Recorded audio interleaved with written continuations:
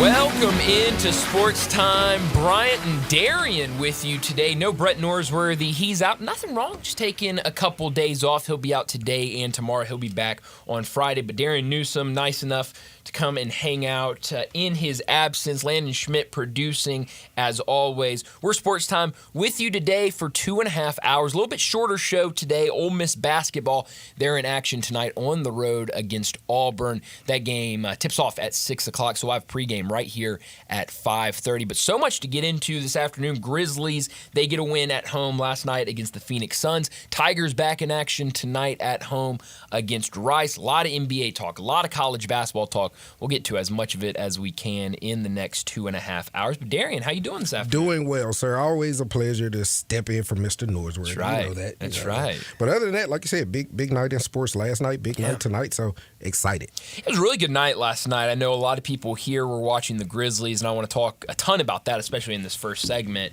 But also you had Dallas and L.A. with Luka seeing his former team. We'll get to that a little bit later in the show, but that was a lot of fun. Let's start with the Grizzlies in their win last night at home against Phoenix, a game where it was all offense. Both teams lighting it up from the field. Felt like at times Phoenix was not going to miss a three-point shot, just trading baskets back and forth. But ultimately, Grizzlies able to make plays. Ja Morant steps up at the end of that game when you needed him. I think the question has been, maybe not the question, but what everyone's been saying as of late is, yeah, Ja might be averaging 25 points a game. He might be going out there and stuffing the stat sheet.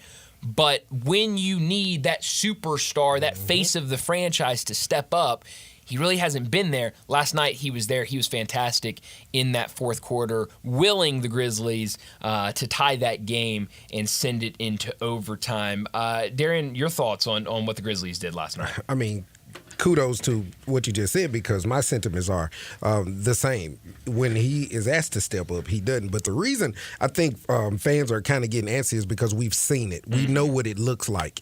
It's not foreign to us as a fan base. So it's not a situation where we cannot ask what the heck is going on. Even though you're giving us, your 23s, your 24s, somewhere down the line during the stretch, the last 2 minutes, last 5 minutes of a game, that switch just doesn't get flipped. And I was just looking at him last night and just noticed something. He has an Allen Iverson type of complex. And from that, I mean, when he was getting to the hole, he could have essentially put the game away himself, but he couldn't score the basket. He was just a little too small. And then you look at someone like the size of Mr. Wells over there, who's guarding Bradley Beal, Bradley Beal, and so on and so Devin forth. Booker. He was tasked with guarding his size is his magic power, so to speak. And sometimes that hinders a job just a little bit. But I thought him getting to the rack yesterday, it looked good, but he couldn't finish. He just was a little too small. Sure. Yeah, and it was it was a crazy game. I was watching it last night. I did not go down there to see it live, but I was watching our great crew that we have on FanDuel Sports Network. And very early in the game, Brevin Knight said, if you're the Grizzlies, you don't want to make this game, I forgot the exact word he said, but basically a score fest where both teams are running up, because that's where you could get in trouble with this Phoenix team, with that three-headed monster they have. You talked about it yesterday with Brett. I think a lot of people, it's very easy to say, oh man, Grizzlies 2-0 against Phoenix. But both those games, the first game, 5-point win, second game, a 7-point win. So it wasn't like the Grizzlies were going out here and blowing this Phoenix team out. I think that just shows you how good this Western Conference is, that team is sitting in 11th place right now outside of the play-in. And so, I was curious how this game would play out. Phoenix just shot the ball so well. They were 56% from three in the game last night. 21 made threes for them last night in that game. Just, shooting lights out. It felt like at times they could not miss from three. But you look at the Grizzlies and their guys stepped up, and they stepped up when it mattered and really when you needed them. You look at, Jaren fouled out at the end of towards the end of the fourth quarter, but still he finishes with 28 points. We talked about Ja Morant, 29 points in that game. Desmond Bane, who coming off a really game where he struggled. The last outing against Cleveland, I forgot his 0 for 9 from the field or something like that. 0 for 11. I mean, really struggled against Cleveland. Comes out last night, has 25 points and 9 assists. It was a really good game. You look at what the bench did. The bench production for the Grizzlies, 42 bench points. This team, we talk about their depth, and that was the big, the difference maker in those first two games against Phoenix was what the bench was able to do. That bench outscoring the, I guess you could say, lack of depth for Phoenix. And really, you look at this team, really just a three-headed monster. But we talk about Ja Morant, 29 points, 23 of the 29 in the second half, 15 of those 29 points in the fourth quarter.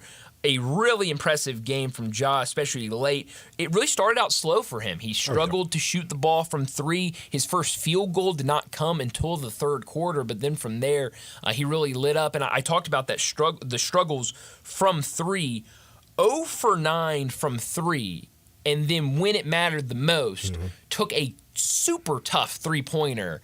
Kind of a moving three that he was able to knock down late in the game. And then, we saw Grayson Allen go to the line, split some free throws.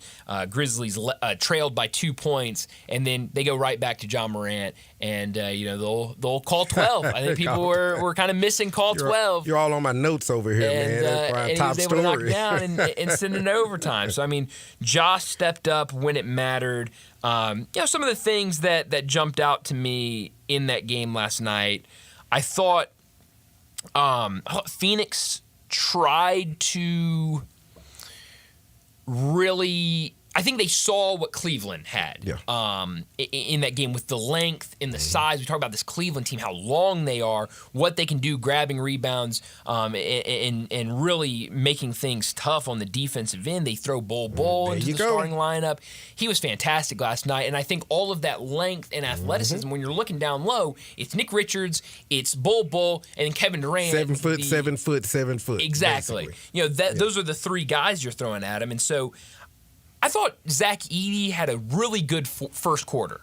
I thought, grabbing rebounds, I think scored a couple of baskets, but I thought doing some nice things. After that, it kind of got away from him. They went away from him, and in that second half, really did not play much at all. Only 8 minutes total after the half, and so you were relying on that bench to step up. Brandon Clark, who had some really nice minutes for the Grizzlies last night, you were needing him to step up. Santi Aldama looked really good last night. You were needing him to step up. I go back to it, 42 bench points, and that will win you games. If you can rely on guys to come off the bench when you need them, especially if you have either guys struggling or guys in foul trouble, which was the factor for both Jaren Jackson and Zach Edey. Zach Edey kind of struggled, but then got into foul trouble.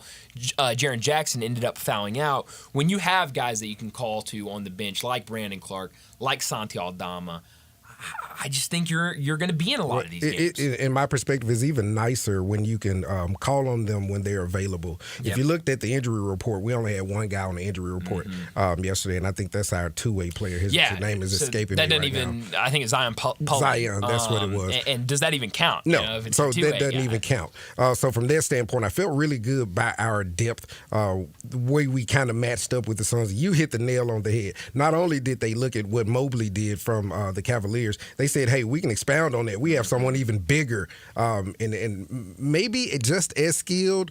Not sure if you want to miss skill with talent, because I think Mosley is obviously more talented than Bobo, but he's just as skilled, if you see what I'm saying. He can shoot the ball, he can move, he can run. And they unleashed him yesterday, and he actually did well. He wasn't as efficient as I thought he could have, and that's probably been his issue throughout his career, because he's a journeyman. He's finally found a good home in Phoenix, but Bobo looked good, and I thought he, as well as Royce O'Neal, played a huge factor in them controlling the game.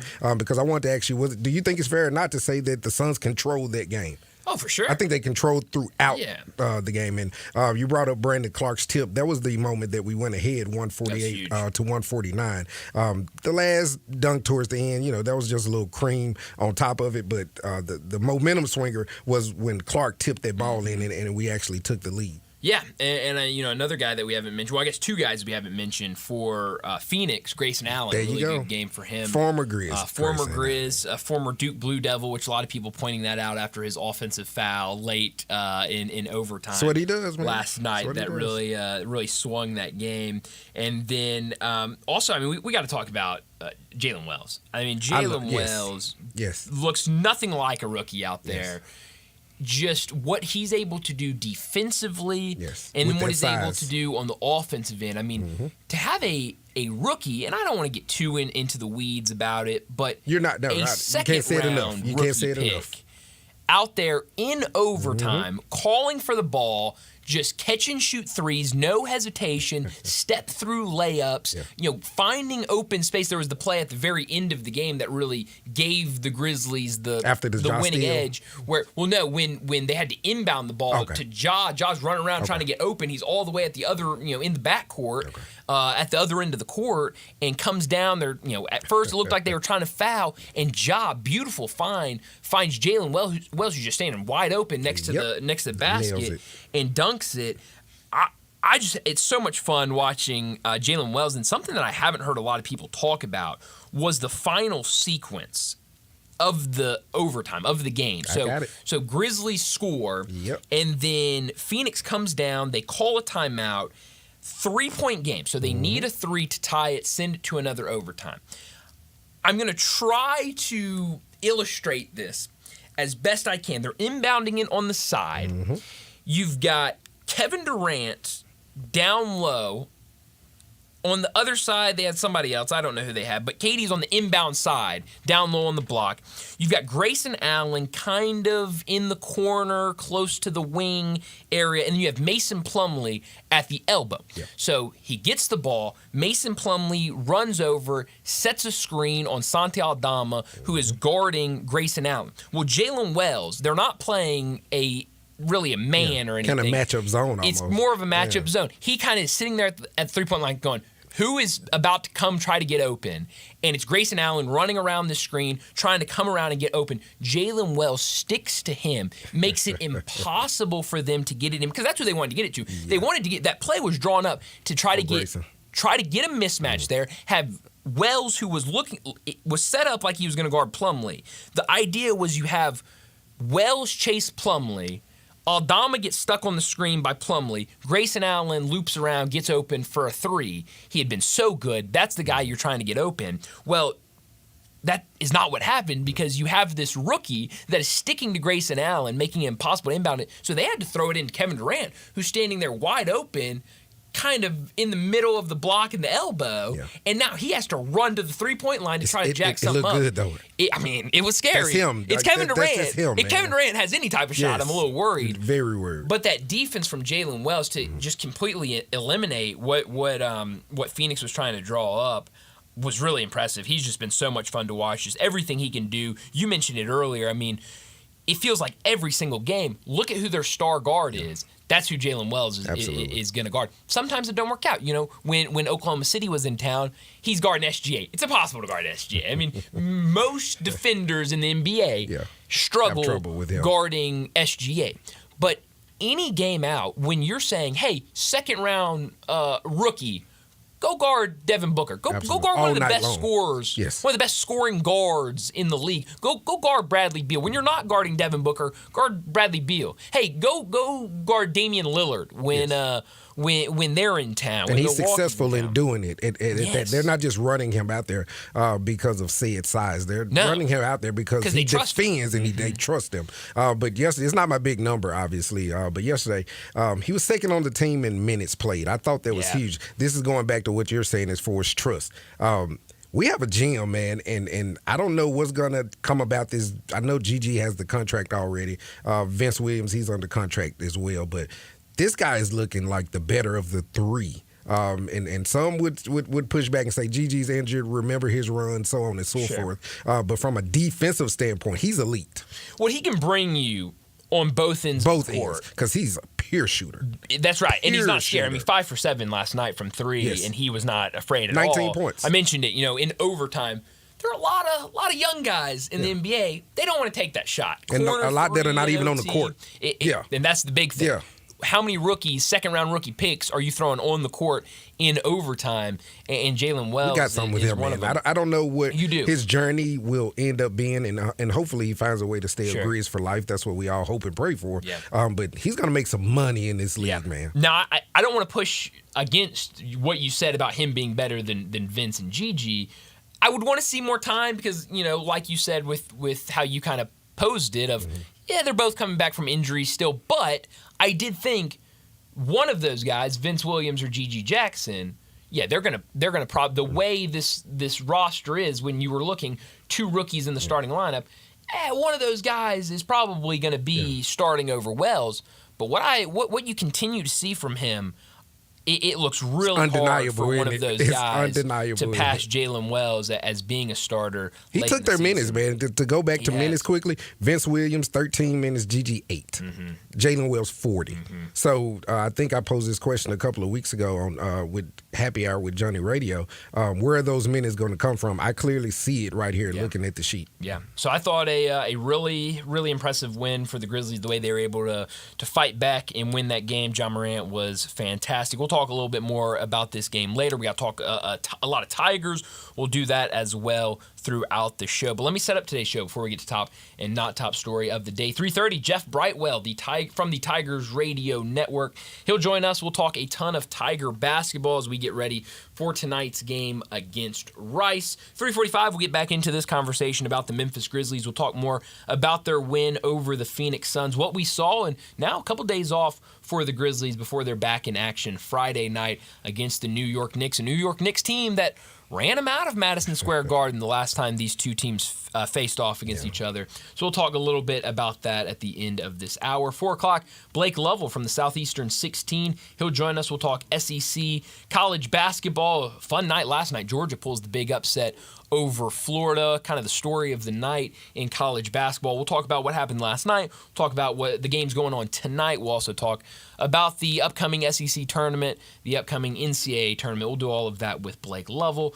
4:30, we'll talk some NBA. We'll have to talk a lot about Dallas and LA, Lakers versus Mavericks last night. I think all eyes on that game. We'll talk a lot about what we saw in that one. Also, some other news and notes from the NBA. 4:45, we'll get to big number of the day. 5 o'clock, Kevin Sweeney from Sports Illustrated. He'll join us to talk a whole lot of college basketball. We'll talk to Kevin for about 17, 18 minutes or so, and then we'll get to an early crunch time. We're getting out of here about 5:30 because we've got Ole Miss pregame basketball game tonight on the road against Auburn. Pregame at 5:30 with tip-off scheduled for 6 o'clock. Let me remind you, we're in our Family Leisure Studios where family and fun come together. Preseason pool and patio sales going on right now at Family Leisure. Spring is just around the corner and it's time to start thinking about your backyard entertainment. 2024 pricing on all above-ground pools and patio furniture. Beat the rush and get in line for your pool installation right now. Patio furniture is up to 70% off to make way for the incoming inventory. Play gyms, trampolines, outdoor kitchens, they're also on sale. And don't forget about the spas. They're now up to $3,000 off. If you mention this ad, get a $250 gift card with a pool, spa, or patio furniture purchase. Make sure you head over there right now. Family Leisure, 2120 Whitten Road, just north of I-40. Perfect time to go. I mean, the weather outside today, it feels like spring out there. So make sure you head over to Family Leisure. Reminder that you can be a part of the show. Call or text the Sissy's Log Cabin listener line, 901-360-8255. Let us know, how much confidence do you have in the Grizzlies with Jalen Wells and Zach Edey starting in the playoffs? I don't know if you have a replacement for Zach Edey in the playoffs, but you do have options for Jalen Wells. How comfortable would you be? Do you think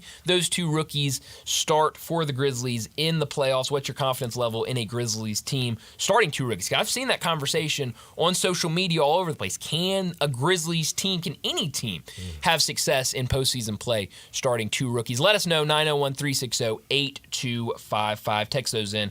We'll read those responses throughout the show. And another reminder that this first hour brought to you each and every afternoon by our friends over at Lexus of Memphis. We talked about the spring weather outside. Make sure, perfect time to go looking at cars. Go out and check out those Lexus vehicles and go out there. They have a great team that can help you find the vehicle that would perfectly match you. So make sure you head out to Lexus of Memphis, and we appreciate them for being a part of the show each and every afternoon. Let's go ahead and get to top story of the day. Top story of the day. My top story, it's got to be the Grizzlies and their win last night. You look at what this Grizzlies team has done recently, and we talked about it a lot yesterday. We've talked about it throughout the All-Star break, but it's been a lot of road games for the Grizzlies. Road games are tough. No matter what level you're playing, no matter what team you are, road games are tough. And for the Grizzlies, they struggled in those road games. You had the 2 games going into All-Star break where they split. It was a win and a loss, a win against Phoenix and then a loss against the Clippers going into the break. And then out of the break, 3 straight road games where you went 1-2. So now you look up and you're 2-4 in your last 6 games all on the road. Back at home against the Phoenix Suns, I think a game that a lot of people expected the Grizzlies to go in and win. Hey, you're the 2 seed. You're back at home. You're facing the 11 seed. You can win that game at home, but it was a struggle most of the night. The offenses were clicking for both sides, and for the Phoenix Suns, it was the 3-point shooting. It felt like they were knocking down everything they were throwing up, and for the Grizzlies, they needed a couple of different runs. They needed the bench to step up, which they did, and then they needed Ja Morant in the fourth quarter to do Ja Morant things. He did it, especially with Jaren Jackson Jr. who's been so good, an all-star, a guy that, people are talking about, could he be an all-NBA caliber guy at the end of this year? He's on the bench, sitting on the bench with his 6th fouled out of the game. You've got to have Ja Morant step up and be that answer, and he was able to do it. I mentioned it, 15 points in the fourth quarter to tie that game up and send it into overtime, and then you had the Rook step up in OT, knocking down some big-time shots in OT. Jalen Wells was fantastic. Ja Morant was fantastic, and the Grizzlies got a 151-148 win in overtime. Now, a couple days off before returning home, another home game for them against the New York Knicks. We know what happened last time they faced the Knicks. It was a 143-106 loss at Madison Square Garden. We'll see if things change Friday night. We got to get us a Jalen Wells call sign or something going on. Yeah. But my top story is I'm locking step with you. The phones were out as well last night as a call 12 sighting happened. Again, more insight to this game. 37 minutes, 29 points, 8 assists, 4 rebounds for Ja. But it was a total team effort. Jaren, 32 minutes, 28 points, 6 rebounds. Bane, 43 minutes, led the team, 25 points, 9 assists. But back to that bad man, Jalen Wells. 40 minutes in this game as a rookie, defending the other team's best player at a lot of times in the game, if not the entire game. 19 points, he threw it in. But the big thing was the ability to close out, and we did. Like I said, had to call 12 sighting. We'll take it with 1:18 to go. Santi hits the 3.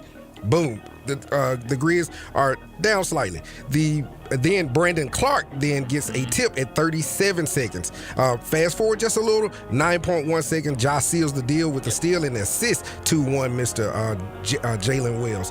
I'm falling in love with this team all over again, mainly because of Jaren. Jaren was the missing piece to me, but there's a log jam at the wing spot that we just talked about that something's got to give. Yeah. It's looking like the making of a little bit of gumbo stew where something has to go. We still have a lot of picks.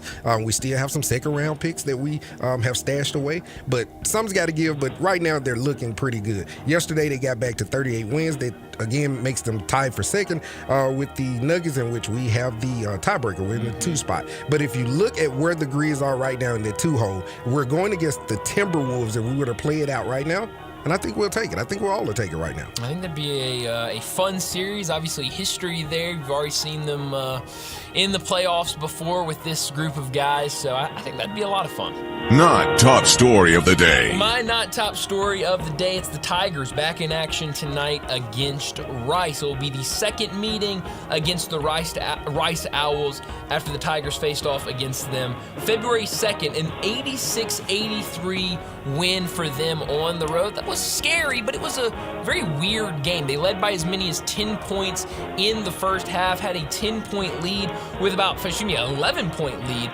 with about 5 minutes left in that game, up to 11 with only 2 minutes and 53 seconds left. So they were kind of in that range for most of the second half, had an 11-point lead with 2 minutes and 53 seconds, 80-69. Then Rice went on a 14-4 run to make it a 1-point game with 5 seconds left. So Tigers got the win, but it was scary. I think a lot of people remember that game and kind of the fear of there was an inbounds that Rice kind of knocked away, and it was a scary end to the game. Tigers were able to escape. Now how do they play facing this team after they've already seen them once at home? We saw them a very comfortable win against FAU at home on Sunday. Can they do the same thing tonight against Rice? It's a big point spread again with the Tigers being at home. Rice, a team that has struggled for most of the season. Will they be able to cover that? Will they be able to win comfortably? We'll see in a little bit. I think one of the biggest keys, though, has got to be Colby Rogers and his play. You look at the game against Rice, he only had 3 points. That was the game where P.J. Carter came off the bench, played a ton of minutes, and looked great with 19 points. But I brought this up earlier this week. I saw it during the game on Sunday. Memphis is now 8-1 when Colby Rogers scores 12 or more points. He was huge in non-conference. You think about some of those non-conference wins. Michigan State comes to mind where he had a really good game. But now during conference play, only averaging 8.8 points per game in conference play. He had 15 against FAU. That was the most he's had since December 28th. Feels like he might be the X factor for this team to kind of reach that next level. I'd love to see him have a big game and clear that 12-point threshold, because when he does that, you seem to have a lot of success. Oh, yeah, absolutely.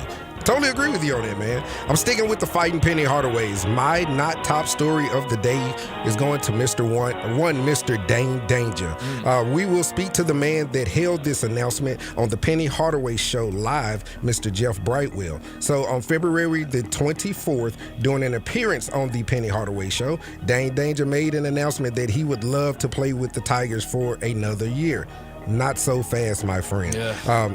He still does not have eligibility for next year. So my question to Mr. Brightwell, what's to come about this? Will he fight it?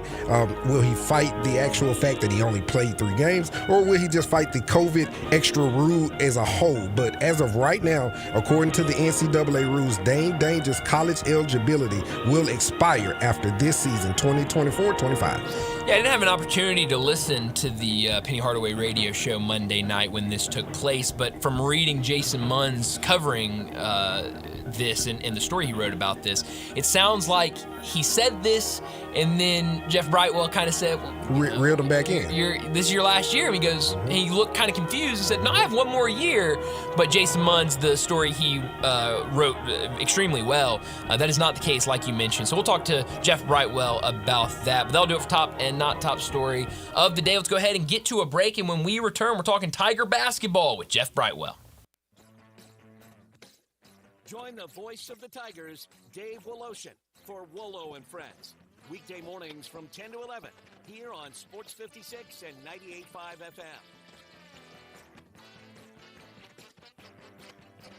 I'm Gary York. I'm the service director of Lexus in Memphis. Our service department wants to be more than just a place where you get your oil changed. We do glass repair, windshield replacement, recalibration of your camera and sonar systems, even wheel repair, tire replacement, all the things you would expect from a luxury automotive dealer. Please check out our website. You can schedule your appointment, check out our specials, hours of operation, or if you'd like to do it in person, please reach out to one of our associates at 912-715-5199. Accomplishing goals is hard, but when your goal is to learn a new language, Babbel makes it easy. Babbel is designed with you in mind.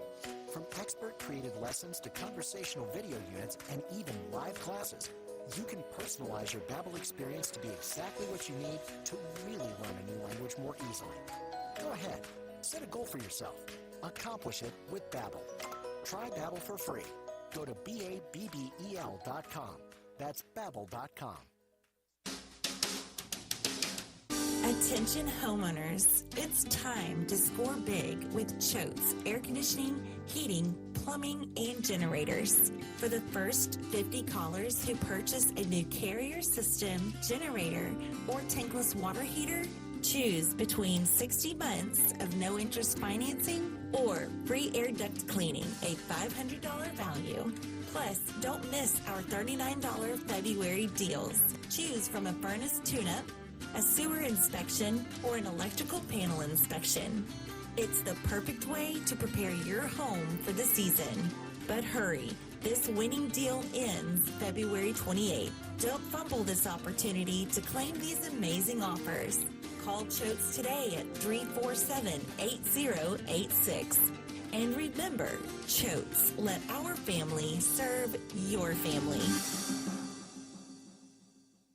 It's the Mitsubishi Motors Spring Sales Event at Gossett Mitsubishi on the Pike. 2024 Mitsubishi Mirage. We gossip $249 a month or buy for $18,410 gets 43 MPG. 2024 Mitsubishi Outlander plug-in hybrid PHEV compared to Mazda CX-90. Better range, better warranty, and we gossip at $299 per month or buy for $42,900. Ready to upgrade your ride? Get 2024 Mitsubishi Outlander. $399 a month or buy for $29,460. Plus, get peace of mind with Mitsubishi's 10-year, 100,000-mile powertrain limited warranty. Get to Gossip Mitsubishi today to start your year off right. 1870 Covington Pike and 24/7 at MemphisMitsubishi.com. If you want it, we got it at Gossett Motor Cars. MSRP 18410, PHEV RZO 59821, MSRP 489, Outlander RZO 67325, MSRP 33210, includes all rebates and incentives, PF 895, excludes tax title license, CD for complete details, offer valid through end of the month with approved credit dealer stock only. This traffic brought to you by Brinson Tax Service. They protect you like family. Sports 56 traffic. Good afternoon. Watching it build pretty good over here now, right on schedule on 40 East as you come past Sycamore View Road all the way out to Germantown. Parkway, Midtown traffic's been in pretty good shape so far. We see the normal buildup for this time of the afternoon, especially I-40 around Chelsea. 240 southbound is on the increase as you work your way past South Parkway all the way down to Norris. Hey, if your yard needs some help this time of the year, you're not alone. Lawn Solutions is here to help with over 30 years experience. Call Lawn Solutions right now. 867-5626. I'm Commander Chuck with your on-time traffic. Now, back to Sports Time. Sports 56. This hour is brought to you by Lexus Cars. Here are your hosts, Star Sports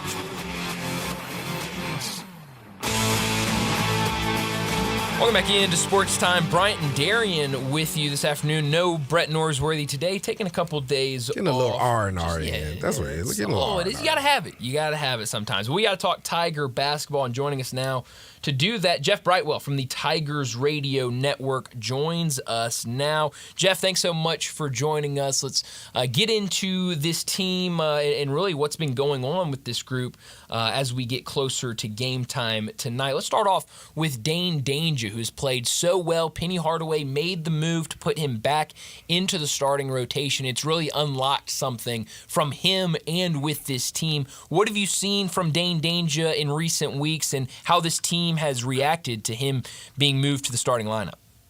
You know, I think a lot of it has to do with, the how Penny's let him use his skill set. You know, when you're at certain schools, they play in certain systems. Penny talked about it the other night, so did Dane Danger on his coach's show, just about when they were at Illinois, they played in a certain system. So he was kind of limited to what he could show. And Memphis, of course, as you've seen, offers maybe a little bit more creativity, a little bit more wide open for Dane. We've seen, he's good around the bucket, has a little range. Now, Penny says he can really pull it out and shoot. He says he's capable, and you're not going to see him do it this year. Obviously, he says it's a thing he might develop in the pros, a long-range shot, maybe a three-pointer.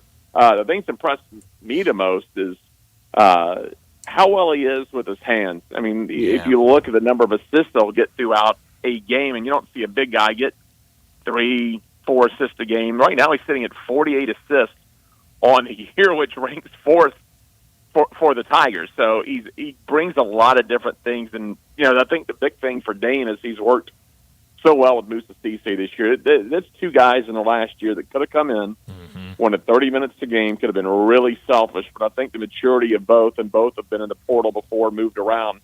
They're 2 different style of guys, and I think they have meshed and worked really well together. Yeah, they absolutely have. And I think, the concern I had, or the worry I had, was when they went to Dane Danger, kind of like what you were saying, is, Musa going to the bench, how's he going to respond to that? And he's been really good off the bench, and the way Penny Hardaway is kind of throwing him out. Sometimes he'll go 2 bigs out there, and you'll see sometimes Musa and Dane out there. Sometimes you'll see 1 big and 4 guards. It feels like not just Musa, but this team as a whole is super bought in to what Penny Hardaway is telling them, how Penny Hardaway is coaching, and I think a lot more bought in than some of the previous teams we've seen under Penny Hardaway. Oh, I don't think there's any doubt to that. Of all of his teams, the exception of his first, and his first was, his first. He's playing with some players left over from Tubby's time here, and that team was starving for some success. So it's easy to get teams to buy in that are trying to get to the postseason for the first time in a while. But of all the subsequent teams that are really all Penny's players that he brought in, I don't think there's any doubt this is the most. This team accepts its roles better than any other team it had. I mean, even more than the team 2 years ago with Kendrick and DeAndre and that group. Now, that group held it together pretty well, unfortunately, until the last 2 minutes of the FAU game when, the drama kind of reared its head out on the floor when Malcolm and Kendrick got into it a little bit.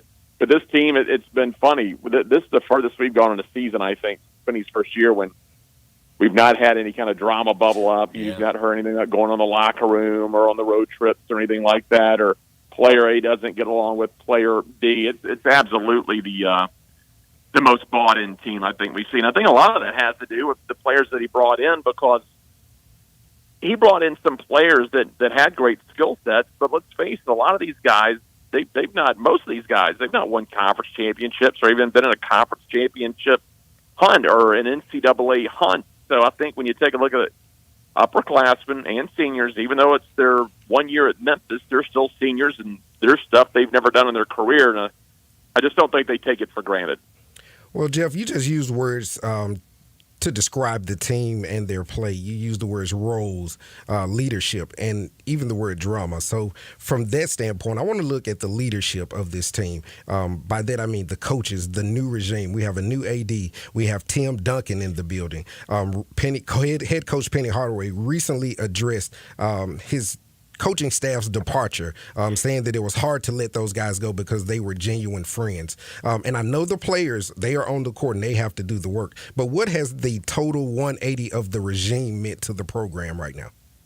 I think it's probably given Penny some direction, to be honest. I mean, that's not any kind of insider info. I think you can kind of see that just from the outside looking in. Anyone can see that when Dr. Scott brought in Tim Duncan. I think that was big. Those are guys that played together, but they're both older now. I was in school with them. I didn't know them in school, obviously, but they're all around my same age. So there's some maturity that goes on, and I think they probably sat down.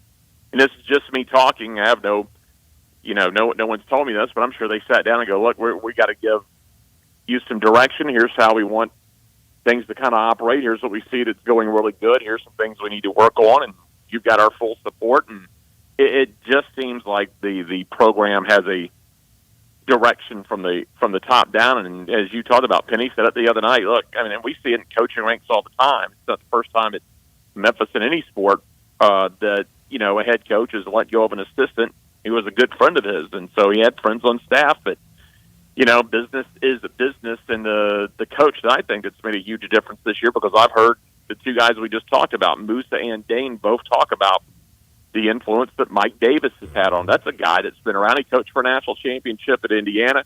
I think he had some relative success at UAB and down at Texas. And, that's a guy that's been around. He's had the highs and the lows. He's seen it all. And I think he's really, to me, been maybe a steadying force. He's a quiet guy, but in practice, when he speaks, he's one of those guys that's quiet, but when he speaks, you're going to listen to what he says. Mm-hmm. So, Jeff, what do you expect to see tonight against Rice? Second time they'll play Rice. The first game, a weird game. Memphis led by like 11 points with like 3 minutes left in the game. Yeah. Ultimately, a 1-point game with 5 seconds left. But we just saw a very comfortable win following that loss at Wichita State against FAU. What do you expect to see tonight?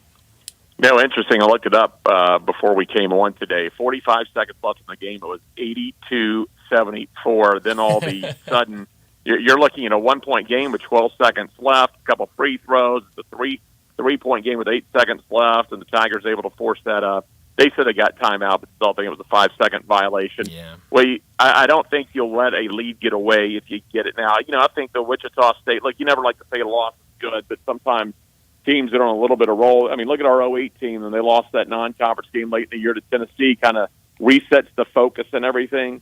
You got, 4 games left in the regular season now. It resets the focus, and these guys know, and Penny knows, it's unfair to do this because, when you play the non-conference schedule that we have, because we have to, you're kind of playing with house money. That's you just right. let it fly, and you've had a lot of success the last 2 years in the non-conference. But the real pressure is conference. And let's be blunt, the teams aren't as good in conference as what we're playing in non-conference. But there's so much inherent pressure on they probably didn't tell the team this, but they know it. When you go into any league season and it's like, hey, y'all can't lose any more than 2 conference games. And, oh, by the way, you need to win these games by double digits. That's a lot of pressure to put on them. I think they're playing a little bit more easy now.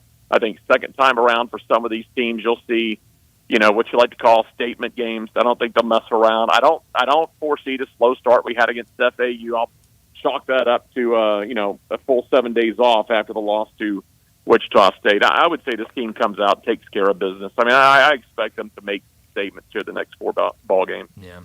Last thing for you, Jeff. I know you also are part of the Tiger baseball broadcast, so I got to get a baseball question in. 5-2 start for the Tigers so far. Really good series win opening weekend against a SEMO team that was in the regional finals last year. Yeah. What do you make of the start for Matt Reiser's team?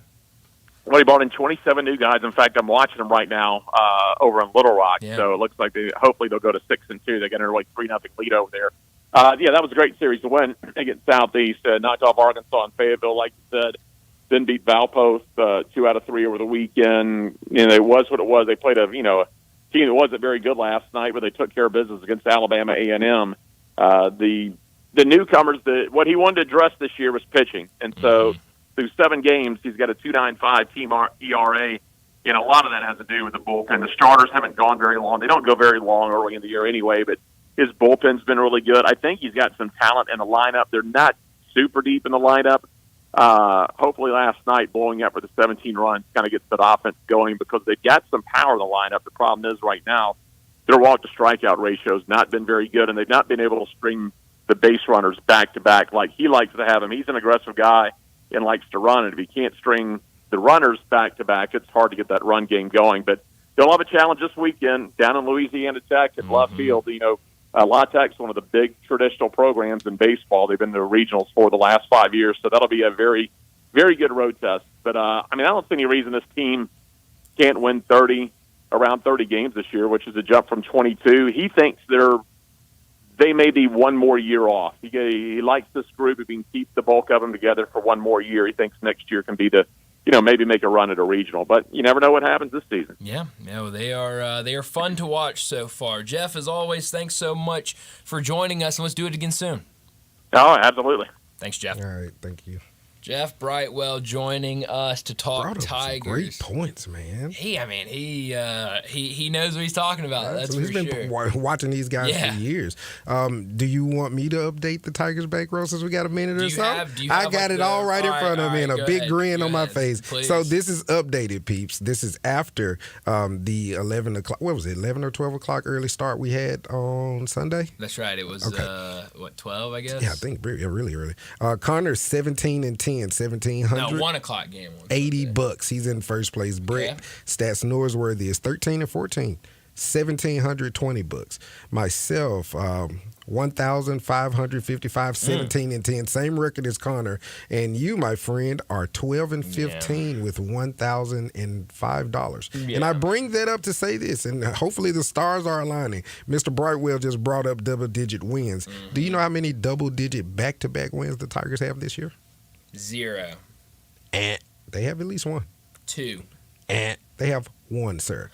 So Let's not ground it. So I knew it wasn't many. So therefore, the Tigers are 14.5 point favorites today. Each time they've won a double-digit game, they've either come back to lose that game or definitely not cover. So, in honor of Tigers Bankroll, I went ahead and put it out there, man. $800. Trying to do something big, Landon. That's what we're trying to do. $800 on what? What side? I'm taking the Rice. I'm taking 14.5.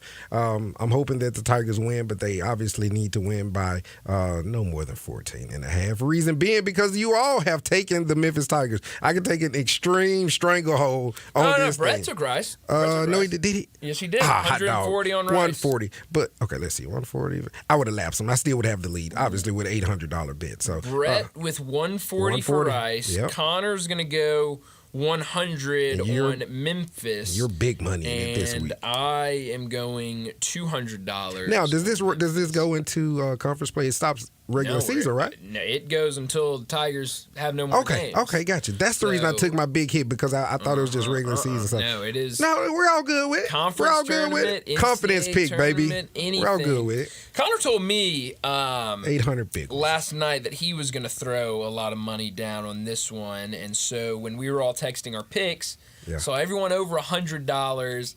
Connor told me he was going to go extremely large. He took his big jump last week. So I was like, I can't be the only one betting like $20. So I threw out Does you no good at all. And then Connor comes out with way less than measly what 100. he said he was going to put out there. So a measly 100, he fooled you. Yeah, so Darian 800 on Rice, Brett 140 on Rice, Connor 100 on Memphis, me 200 on Memphis. Kind of make a break for me, man, because I'm down I'm triple digits. I'm in like what, $700, 600 range if I lose. So you're throwing your long shot. Everyone's throwing a long shot now except for me. I haven't. So yeah, this is my one. It's your first one, so we'll see how it all falls out. Let's go ahead and get to another break, and when we come back, we'll talk a little bit more about the Grizzlies and their win last night over the Phoenix Suns. We'll do that next on Sports Time. Broadcasting from the Family Leisure Studio, we are Sports 56 and 98.5 FM. Tiger Nation, Memphis men's basketball is back in action at FedEx Forum Wednesday, February 26th at 7, when the Tigers welcome the Rice House to the 901. It will be our Wear Black game, sponsored by Regional One Health, as fans are encouraged to show off their favorite Black Memphis gear. Tiger Nation will also be treated to a special halftime performance from Drummers Unlimited. It's time to stand up, Memphis, and cheer on your first place Tigers. Be sure to get your tickets now at GoTigersGo.com. During tax season, your sensitive info does a lot of traveling to places you can't control. Stopping off at payroll, your accountant or tax preparer, and countless other data centers on its way to the IRS. Any of them can expose you to identity theft because they all have the info on your W-2. Just the ticket for criminals to steal your identity. No wonder the IRS reported tax fraud due to identity theft went up 20% last year. You need LifeLock. They monitor millions of data points per second and alert you to threats you could miss. If your identity is stolen, LifeLock's U.S.-based restoration specialists will fix it, backed by the $1 million protection package. And restoration is guaranteed or your money back. Don't let identity thieves take you for a ride. Get LifeLock protection for tax season and beyond. Join now and save up to 40% your first year with promo code NEWS. Call 1-800-LifeLock or go to lifelock.com. Use promo code NEWS for 40% off. Terms apply. Bobby J says get to the Gossett Kia President's Day sales event today at Gossett Kia on the Pike. You'll find 2025 Kia K4 LXS for less than $5 a day at $159 a month with class-leading torque and fuel efficiency. 2025 Kia Telluride S with more power, larger cargo bed area, and more ground clearance than Nissan Pathfinder $398 a month. 2025 Sportage EX, better overall consumer rating than Toyota RAV4, longer warranty for Evans.com at $279 a month. All with $49.99 due at signing. Plus Kia's 10-year 10-year, 100,000-mile powertrain limited warranty. Call Bobby J. He'll put you in a new Kia today. Gossett Kia 1900 Covington Pike. Online, KiaCovingtonPike.com. If you want it, we got it at Gossett Motor Cars. $20,000 miles per year, 20 cents excess mileage. Pay for SEO 233118, MSRP 25320. Telluride SG 596,204, MSRP 41060. Sportage S719 2005, MSRP 30660. Includes all rebates and incentives. Must finance through KFA. Excludes tax filing license 895 PF with approved credit. Dealer stock only. CD for complete details. Offer valid through 3/2/2025. Accomplishing goals is hard, but when your goal is to learn a new language, Babbel makes it easy. Babbel is designed with you in mind. From expert created lessons to conversational video units and even live classes, you can personalize your Babbel experience to be exactly what you need to really learn a new language more easily. Go ahead, set a goal for yourself. Accomplish it with Babbel. Try Babbel for free. Go to BABBEL.com. That's Babbel.com. Jenkins Floors and More invites you to their retail warehouse where they pass wholesale savings on to you. Jenkins Floors in Little Rock, Cleveland, Mississippi, and now open in Horn Lake at 2356 West Goodman Road. Specializing in flooring and carpeting, tile, plantation shutters, and blinds, Jenkins makes your life easy with a 2-week turnaround. Contractors, builders, or family projects, call 662-469-9350 for a free estimate. Owners Timmy and Rebecca Jenkins say hello to Sports 56 fans and look forward to your business. Now, back to Sports Time. Sports 56. 5 FM. This hour is brought to you by Lexus Service. Here are your hosts, Brent Stack Sports Movie and Brian Davis.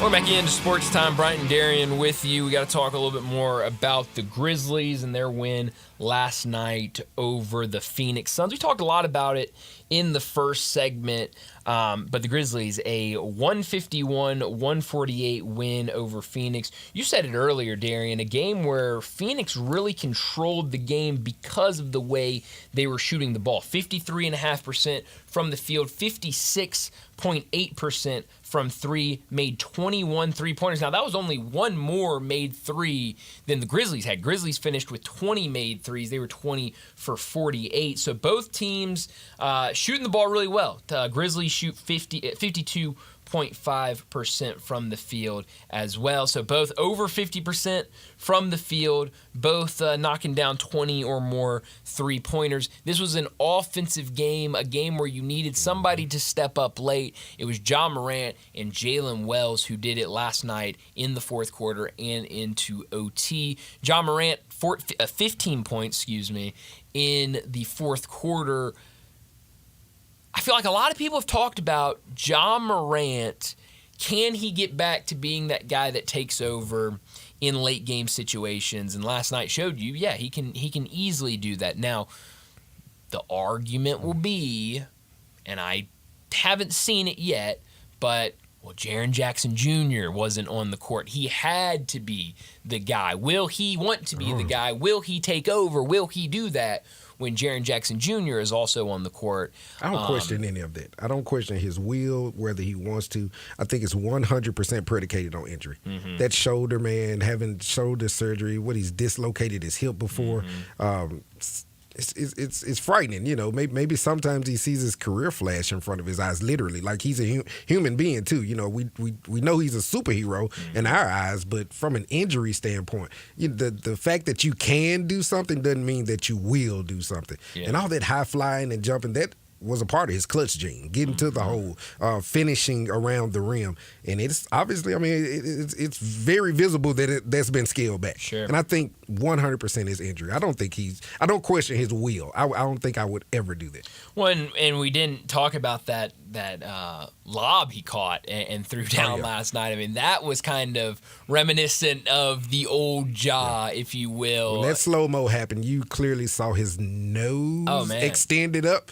Well above the rim. Looked like, blow out the candles. We saw that. Blow out the candles. He was high enough for it. He was high enough for it. Yeah, he was. It was a great play. It was fun to watch. But you look at Ja last night. We're talking about a guy that shot 28% from the field last night and 8% from three. 1 for 12 from three. That one biggest shot of the game. I mean, you had to have it. Yeah. He doesn't make that shot. You lose last night in regulation. He knocks it down and is able to in part with that shot, and then the shot he had at the end of regulation, able to send that game into overtime. He was fantastic. And then I think we need to talk more about Desmond Bain and his bounce back performance. Really struggled against Cleveland in their most recent game. Comes out last night. A very quiet 25 points, knocked down 3 triples, 53% from the field. I thought he had a really impressive game last night. I think he benefited more last night, even though Triple J had 28. But if you want to say Triple J took said step back, whether it was because of foul trouble or just not being on the floor at whatever time, I think Bain is the one that actually benefited from that. But I don't like it when he does that. Now the trepidation that I used to have about Jaren Jackson has moved to Desmond Bain.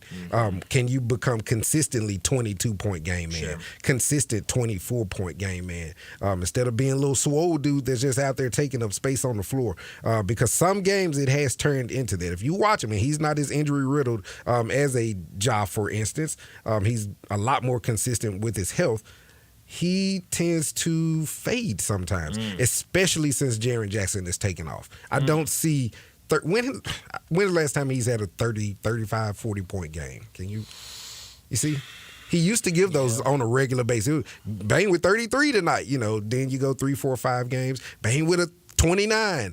You just hadn't seen those bursts lately. And I don't know if it's confidence. It's certainly not injury with him. No, it's not injury. And, I think these guys are, and how long can you really talk about this? It's year 6, baby. It is year 6, but after all of last year not being able to play together. Yeah. Most games missed ever. Right. These 3 guys really, in the grand scheme of things, haven't played a ton of ball with each other in a really long time. And so I think they're still trying to figure out, okay, what role am I going to play? Are you going to play? Are you going to play when all 3 of us are on the floor for an extended amount of time? You want to know the phrase that I like that a professional used the other day? Okay, please. What do you say? Don't fit the F in. Like fit out. Yeah. Like that's where it's at this point. These guys are veterans. Like we're done calling them young players, right? They're veterans for all intents and purposes. Don't fit in. You guys need to fit out and do what you have to do. Last thing for you real quick. Zach Edey minutes last night. Concern you at all? 20. 20 minutes total. I mentioned it earlier, only 8 minutes after halftime. You kind of forgot about him over there. Even when Jaren Jackson went to the bench with being fouled out, they went with Santi and BC down low instead of going with Zach Edey. Concern at all, or do you think that's just kind obviously of a smart? Because if you look at it, did Clark not tip in the go ahead? It's fantastic. If that was Edey, that move doesn't happen because that was more of an athletic move. Sure. You had to kind of be athletic to get there, but no worries at all. He gave you 8 points, 8 rebounds in 20 minutes. And I think that was part of it. You have Bull and Nick Richards down there. I think it was kind of a bad style. More kudos to Coach for doing it than a knock on Edey. Absolutely. Well, let's go ahead and wrap up this first hour and get to a break. When we return, we're talking a whole lot of college basketball, specifically SEC college basketball. Blake Lovell from the Southeastern 16. He joins us next.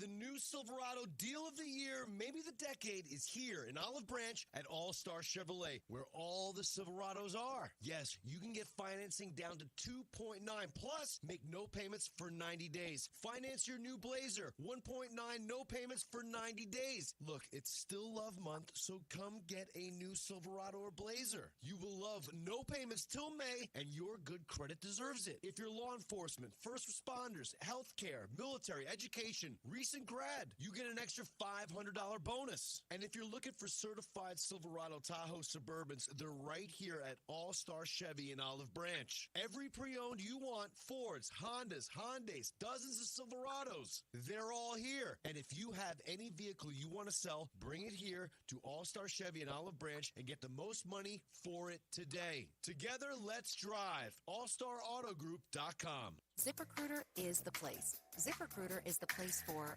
talented teachers, savvy software developers, and master mixologists. ZipRecruiter is the place where you meet all these people and more. That's because ZipRecruiter is the place for job seekers who are looking for new opportunities. In fact, ZipRecruiter helps 10 million people with their job search every day, so you can find the right candidates right away. Try ZipRecruiter for free at ZipRecruiter.com/free. That's ZipRecruiter.com/free.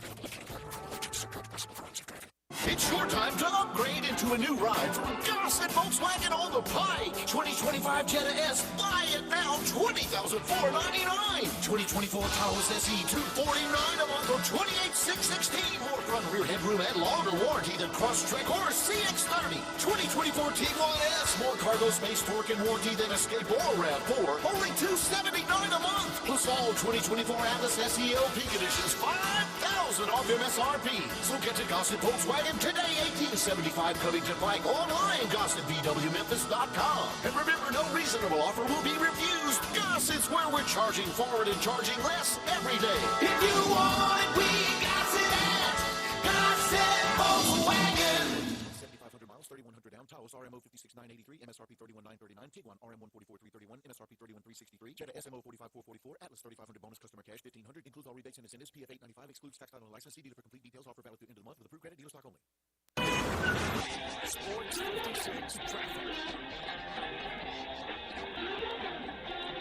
Good afternoon. T-Dot's out here assisting with a couple of earlier accidents. 40's trying to pick up eastbound here at Warford, Hollywood, headed all the way out past Covington Pike. It's just that time of the afternoon for it to get busy, and it is over here on 240 East from Mill Branch as you make that drive all the way out onto Bill Morris Parkway going outbound. Weimer's Jewelry, serving Memphis now for what, over 40 years? No matter what the occasion is, you'll save a lot of money by shopping local at Weimer's Jewelry, 7525 Highway 64. I'm Commander Chuck, your on-time traffic.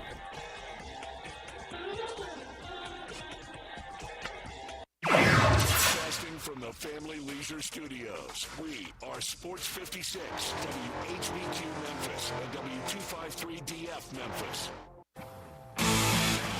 Sportstime on Sports 56 and 95 FM. Once again, Brett Rosary and Brian Davis.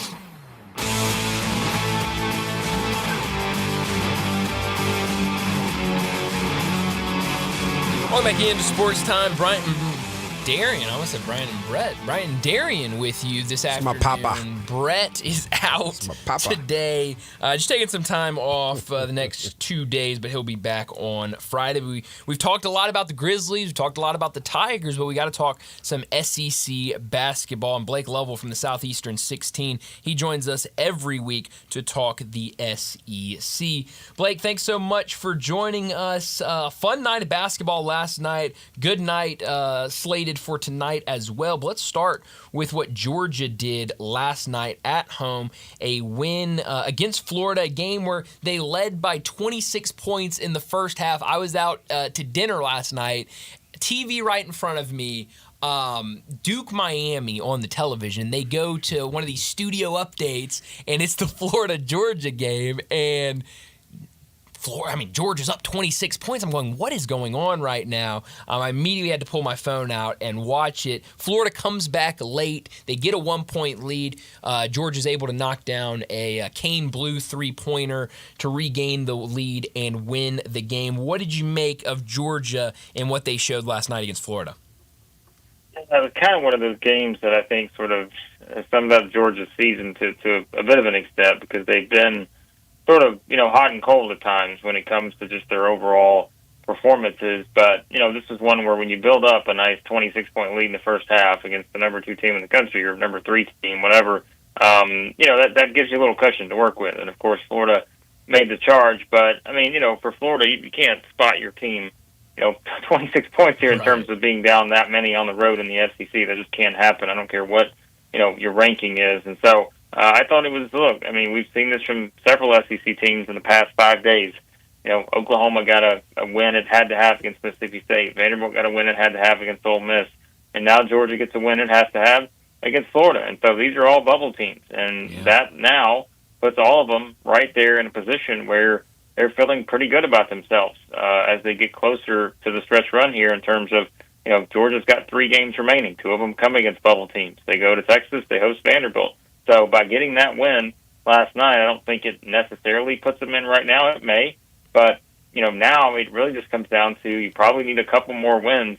But that was certainly the biggest one of all. Yeah, certainly a huge one, and you mentioned it. I mean, who knows if that really gets them over, but you look at their resume now, and they hold wins against St. John's, Kentucky, and Florida. It'd be hard. I haven't looked at all of the teams on the bubble and their resumes, but it'd be hard to think that there are a lot better wins on the bubble than what Georgia has. Now, you look at the other side and some of those losses, but Georgia's in a weird spot. When you look at the SEC, and we'll get more into some of these teams, people are thinking, maybe with this now, Georgia wins 14 SEC teams. I still think that's way too much. How many teams do you think get in from the SEC?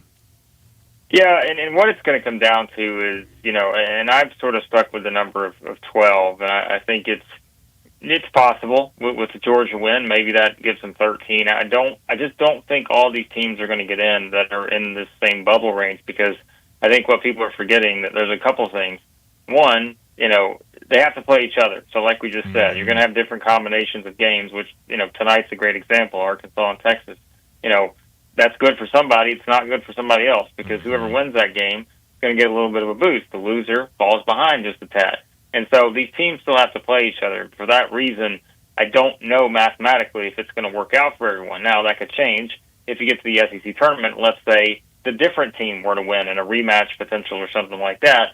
Well, then, the wins start to add up there. And the second thing I think we're probably forgetting a little bit is there are going to be bids that are stolen from somewhere. Yep. Whether, it's from a mid-major team, whether it's from a power conference, wherever, it happens every year. So we may say there's this many teams, open or this many spots available right now, but you got to assume that a couple of those are going to get taken by someone that we're not even thinking of. So that's where, to me, this whole thing's going to come down to what do you value the most, and this is for the committee. Do you value an SMU, Wake Forest, North Carolina, who are going to probably wind up winning 12 to 13 games in the ACC? Or are you going to value, let's say, a Georgia, a Texas, somebody like that may honestly go 6-12 in the SEC in the regular season? Which one means more? And to me, this is a year where I know everyone will flip out when I say that it's probably the Georgia or the Texas that goes 6-12 in what is statistically the strongest conference we've ever seen, versus an SMU, a Wake Forest, or a North Carolina maybe, who have 12 or 13 wins in what is, let's call it what it is, a historically bad ACC this year. And so I think that's going to be the difference. And remember, we always say this every year, conference record does not really matter to the committee in terms of their selection process. Yes, you have to look at it, and they're not going to allow a team in that goes, probably, 2-16 or something. But it's the whole body of work.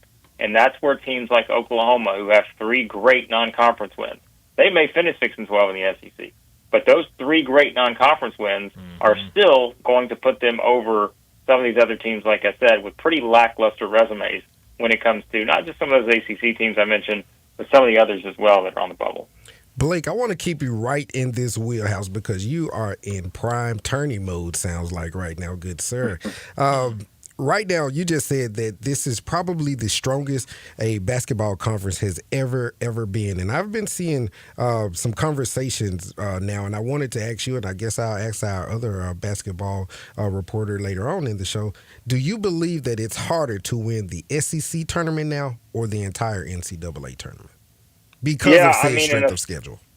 Right, and I think that's where, like, a season like this, you can absolutely make the argument that winning the SEC tournament this year is just going to be, it's going to be impossible for some of these teams, whereas in other years it's like, all right, teams can make a run or whatever. But, I mean, think about it, right? Let's say that, you're a Tennessee, a Missouri or something like that maybe doesn't wind up getting a double bye in the tournament, and let's say they're not one of those top 4 teams. And you look at the path they may have to go through, even as the number 5 seed, and like we said, what is historically maybe the strongest conference ever in a single season. And you're telling me the path could include, 3 games in there against top 5 teams. We've just never seen that, right? And I think that's just where you kind of get into it and look at it from that standpoint and wonder, like, hey, that's where it's going to be really tough to win it. And again, if you go through the NCAA tournament, you at least know, due to the rules, you don't have to play all these SEC teams. Yes. You have to keep teams apart for, until the Sweet 16. So it's like, you can't exactly have those games going on in the second round and all that. So it is going to be interesting. And I'll tell you, too, guys, the debate that's being had out there about, think about this, right? If you're in Auburn or, let's say you're another one of these teams, whichever it winds up being, Alabama, Florida, Tennessee, who maybe have locked up a number 1 overall seed going into the SEC tournament. What does the SEC tournament do for you at that point, right? Like, it doesn't really do anything this year, and that's where, again, we talk about the SEC and what they did, putting up whatever it was, 185-23 was the overall record in non-conference play. It's like we need to remove what we're seeing right now, maybe more so than looking back at what they did in November and December, because that's what's helping the seeding. And if you're in Auburn, if you're maybe, like I said, one of those other teams fighting for number 1 overall seed, and you have it pretty much locked up, that's where we get into, hey, this SEC tournament is going to be great, but it really doesn't mean anything for you. And we've seen over the years, too, guys, we talked about it.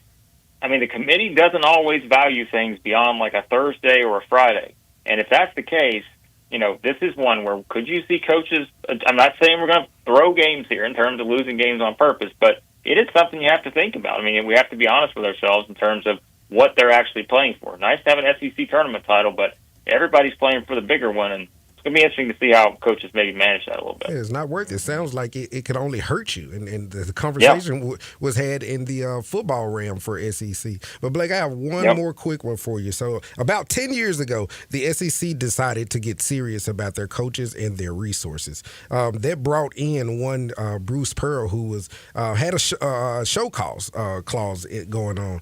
This gentleman has been in the 1 and 2 state battles for his ranking in 2 different states, and he was the number 1 ranked team and won both of them. I say this to say I personally believe he is the coach of the year. So what say you? Who is right now your coach and player of the year, if you can? Yeah, and I think that's where, nationally, I think it's hard to sit here and say that if Auburn were to finish the SEC, look, it's like I've seen some people say, well, if they lose another game, he may not be. I'm like, are you kidding me? If they go 16-2, is that really that much of a difference from 17-1? And what we keep saying is, this is such a strong conference. So it's not. And what they've done to this point, and look, they've still got some tough games remaining. But I think we keep bringing up the point that, you look at just the difference between what they put together, the body of work, and that's where it's like, Auburn is 14-2 in these quad 1 games. And I know the net's not everything. I know these quad, differences. It doesn't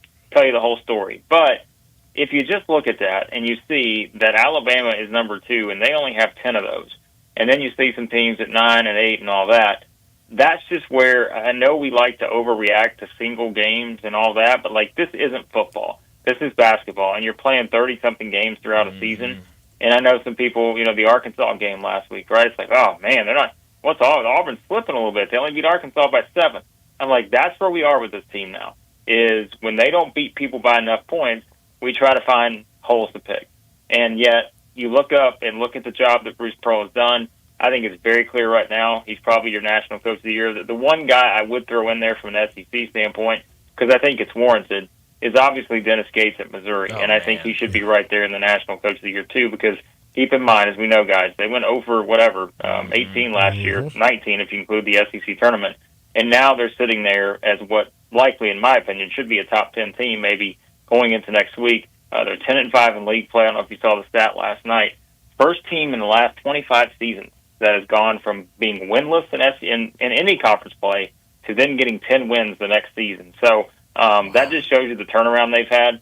So it's going to be one of those two guys, and I could certainly make a strong argument for both, but I'm just like, if Auburn finished this season the way that they're doing right now, how do you not give it to Bruce Pearl? Mm-hmm.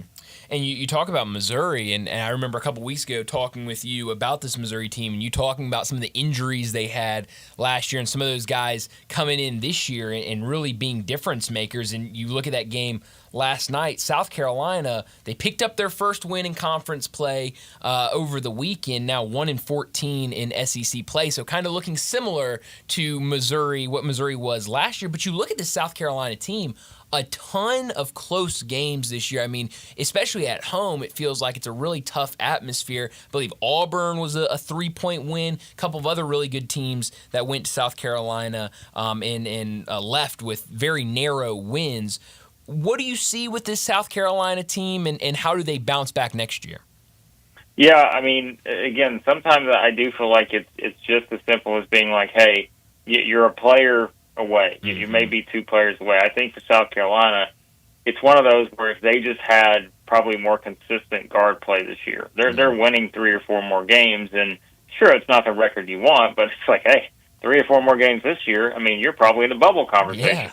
And so it is something where I think, for them, I know we talked probably last week about the report, out there that LSU was, pretty much siding with Matt McMahon and saying they're going to bring him back next year. And a lot of it had to do with, look, we have to put more money into this. We understand from, we have to get more booster money or whatever to pump in NIL. And South Carolina was grouped into that same conversation because, I guess, per this report, I don't have the official numbers, but these are the 2 probably lowest, budgeted teams, I guess you could say, in NIL in the SEC. And, well, they're the 2 teams sitting at the bottom of the standings. So I do think it's a scenario where, like you said, that they have been so close so many times at home this season.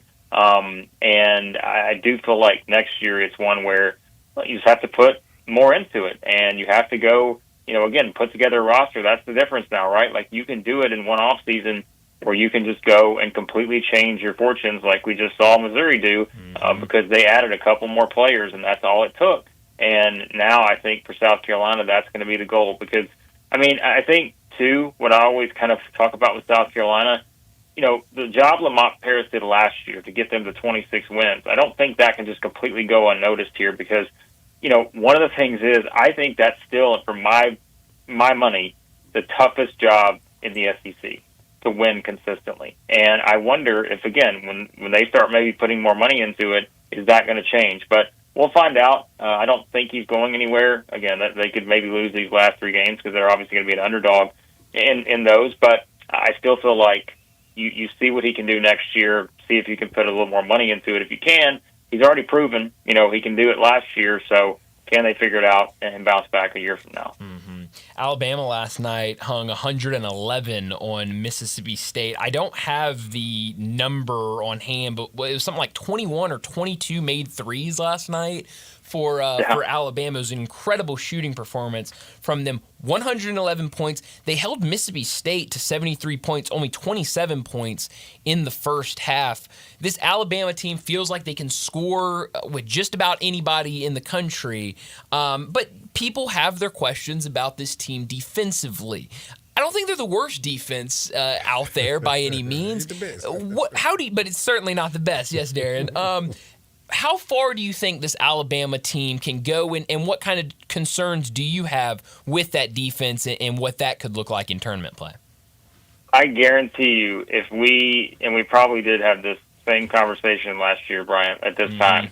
I guarantee you I probably said a lot of the same things you just said about Alabama, and my reasoning would have been, you know what, I just don't know how far this team can go because they're a great offensive team, but I really worry about their defense. And I'm like, here we are a year later. They went to the Final Four last year, and I'm getting that same feeling where I'm like, it's the same scenario. You and the me fact both. is, they're double in terms of statistically better than they were last year defensively. And so I'm thinking, okay, are we really going to look at the same scenario? And I've said it 2 times the last couple of days. I've said it, to our audience. I'm like, guys, we should not be surprised if we look up in the Final Four and there's one SEC team and it's Alabama, because I think it's just the same thing where their defense is, and I say this about a lot of teams this time of year. The best you can do is tweak some things. You're not going to completely change who you are in certain areas in a span of 2 or 3 weeks. You can play better, you can get hot, all that, but you're not going to go from being a below average defensive team at times to all of a sudden being an elite defensive team.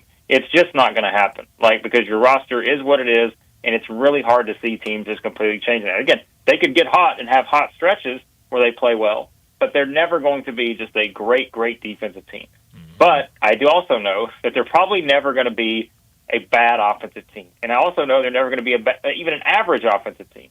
They're going to be one of the best out there, and I think that upside in these kind of tournament settings where you find yourself playing in Alabama and you see what they can do against a Mississippi State, against the Texas, Vanderbilt, Kentucky, all these other teams that they put up 100 points against, and you're thinking, what do we really do to keep up with that? How can we keep up? Where all of a sudden, boom, boom, boom, they're hitting 3 after 3 after 3, or they're just getting easy shots. They're not shooting the 3 as well this year as they did last year, and that was kind of the knock on them too. At times where we've been like, well, can they really make it that far when they don't shoot the 3 as well?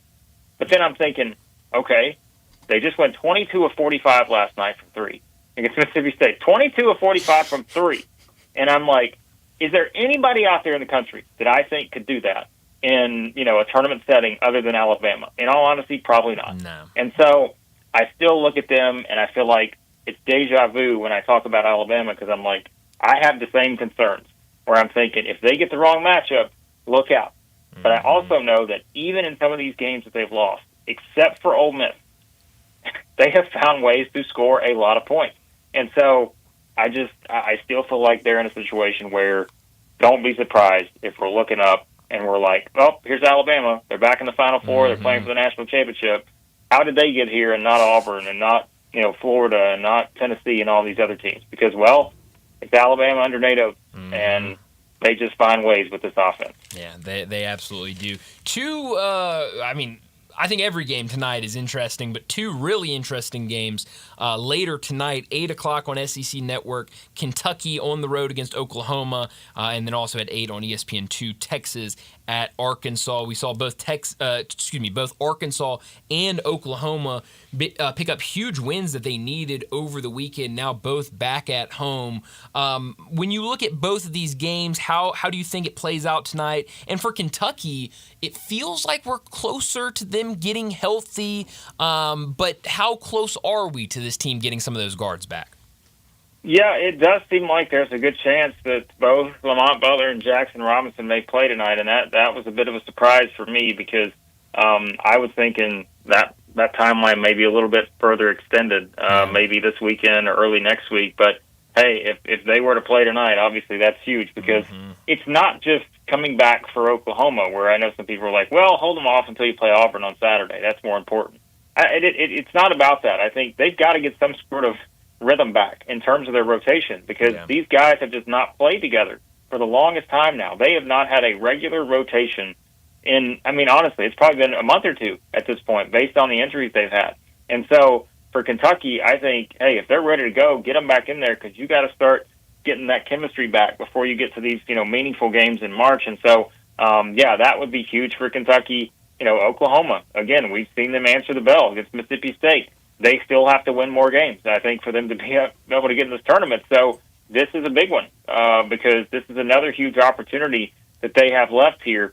And so, this would be one that maybe you do look up and say, Oklahoma, this was the game. As we look back, this may be the one that clinched it for you, although we say that. Remember, these teams still have to win other games, but these are the ones that really matter the most. And so, it's a big one for Oklahoma. And like we talked about, this Arkansas-Texas game, no Adou Thiero for Arkansas. That's not great. Not great at all. I mean, he does. So, I mean, he's the leader on that team in so many different areas, not even, not just statistically, but just with everything he does. And now you got a Texas team coming in. Call it what it is. I mean, they have something to prove after losing by 15 at the team that didn't have an SEC win before that last Saturday in South Carolina. So Texas's NCAA tournament hopes are starting to slip a bit. Arkansas is right there. These two teams are sandwiched together in terms of probably where they're at on the bubble right now. And so whoever wins, they're probably going to move up a spot or two. Whoever loses, they're probably going to move down a spot or two. It's just how much room do you think you have for error right now? I don't think either one of these teams have a lot of room for error. The good news is they're playing each other because, hey, whoever wins gets a nice boost in terms of that being a metric-wise a very good win. The bad news is that they're playing each other because somebody has to accumulate a loss. And, again, while these other bubble teams maybe are beating up on teams that they should, beat up by 10 or 15 or 20 points, it's still not going to look great in the committee's eyes if you're having these kind of losses, especially, I think, for Texas, because they're coming off that loss at South Carolina. All things considered, it's not a terrible loss. Most years, if you're losing the bottom team of the SEC, they're in the 150s, 200s in the metrics. South Carolina's still in the top 90 this year. So it's not that bad of a loss, but you got to find a win somewhere, and so crucial game for both these teams. Absolutely. Blake, last thing for you real quick, and we can get more deeper into it if we need to next week, but CBS Sports put out a hot seat tiers ranking for college basketball earlier this morning.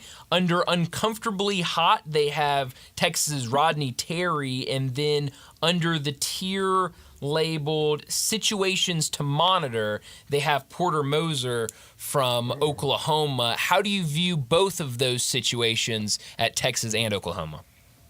Yeah, I think it really, comes down to if they were to miss the NCAA tournament, I think that's where we really, take a bit of a further look into what they're going to do. I thought the Oklahoma one was a lot more iffy to me as of the past couple weeks. But what happens, right? They get a big win against Mississippi State. All of a sudden, maybe they're back in the tournament. Yep. So the Texas one, look, that situation with Beard and hiring Rodney Terry, like there was, lots of different reaction to that. And I think now that you sort of look at it and wonder, okay, they've kind of gone backwards a little bit the past couple of years. And now that you're entering the SEC and you see what you have to go up against every season, that's where for both of these guys, right? Isn't it kind of odd that we're talking about Texas and Oklahoma potentially changing coaches, and they both just entered the SEC? So does that say something about maybe what these programs are realizing? Hey, we've got to figure something out because we don't just want to be down here in the bottom four of the standings every single year. At least if that's going to be the trend, we need to make a move. So I would say right now, I think both, honestly, it may quite simply just come down to do they make the tournament. Even if they do, as a first four type scenario, is that good enough for them to get them over the hump? Or, as always, I say, it's not just a matter of do you think you should change coaches. It's also a matter of who do you think you can get and who do you know you can get. Yeah. Because you don't just make a change to make a change. You've got to have an idea of who is going to be the guy that fills that seat. I would think that there's some people welcoming that opportunity for Texas and Oklahoma. But we'll see how it plays out. Yeah, definitely two spots to certainly monitor, especially, like you said, if they miss the tournament. Blake, as always, thanks so much for joining us, and we'll do it again next week. Sounds great, guys. Thanks. Thanks, Blake. Thank you. Blake Lovell joining us from the Southeastern 16, talk a whole lot of SEC basketball. You can talk SEC hoops with him for hours. I mean, it is incredible how well he covers this entire conference. Speaking of SEC basketball, great slate tonight. We're out a little bit early. Ole Miss on the road against Auburn, and we're getting close. Can you smell it, Darian? Can you smell March around the corner? It's almost almost turning time, man. Yeah, it's getting almost closer. March is almost here, which means it's time to tune in for the college basketball. The perfect place to watch all the action is at Bell Tavern. Located at 117 Barbaro Alley, Bell Tavern is the perfect bar for a night out with friends or to catch a game. And it's not one of those loud, rowdy sports sports bars. Enjoy a night at Bell Tavern with one of their great cocktails in their quiet, dimly lit bar. And it's not just the drinks. Bell Tavern has the best bar food in Memphis. Pair one of their gourmet burgers with the coldest beer in the city for a perfect night out. For more information about our friends over at Bell Tavern, give them a call, 901-249-6580. That's 901-249-6580. Go online to belltavern.com. Let's get to another break, and when we return, we talked a ton about the Grizzlies and their win over the Suns, but it was a busy night in the NBA. Dallas on the road against the Lakers. A good game tonight to keep an eye on. We'll talk about NBA next on Sports Time.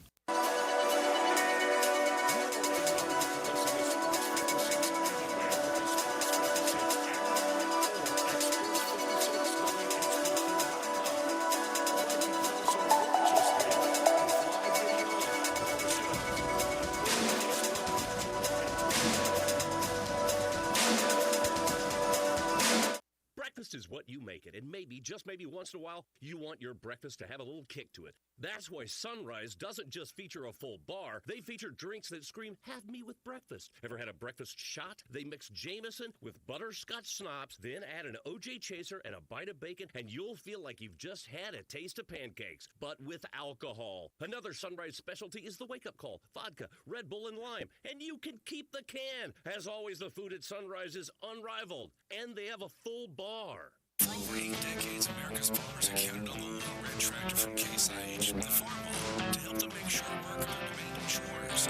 Mid-South Ag can show you they aren't just for farms anymore. With horsepower ranging from 30 to 105, plus an army of attachments, they can tackle every chore on your to-do list. From hauling and mowing to loading and towing and then some. Stop by Mid-South Ag Equipment or call 662-890-3141 to find a Case IH Farm Law that's right for you. Ready to order?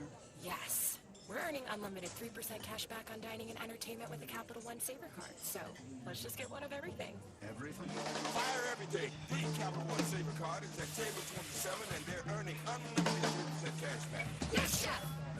This is so nice. Had a feeling you'd want 3% cash back on dessert. Ooh, tiramisu. Earn unlimited 3% cash back on dining and entertainment with the Capital One Saver card. Capital One, what's in your wallet? Terms apply. See CapitalOne.com for details. Hey, Marty, that makes something always happening over there at Gossip Volkswagen Germantown. So what's happening right now? The 2025 Jetta S is what's happening, Randy. You buy Jetta S for $20,499. That's awesome. What else is happening?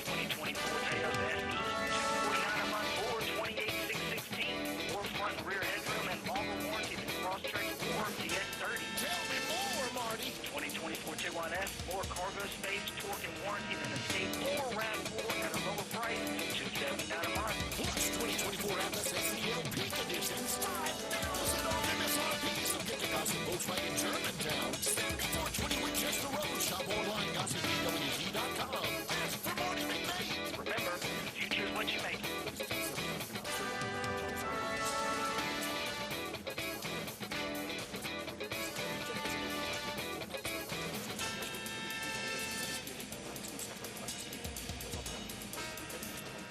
This traffic brought to you by Brinson Tax Service. They protect you like family.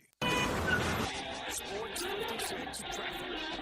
Good afternoon. Traffic's building out of Midtown on 240 southbound at South Parkway. Still moving over here right now on 240 east from Mill Branch out to 385 Bill Morris Parkway as that traffic gets a little bit busier in the last 15-20 minutes on I-40 as you work your way eastbound passing Hollywood headed over towards Covington Pike. Weimer's Jewelry, they're conveniently located 7525 Highway 64. They are your full-service, family-owned jewelry store here in Memphis. I'm Commander Chuck with your on-time traffic.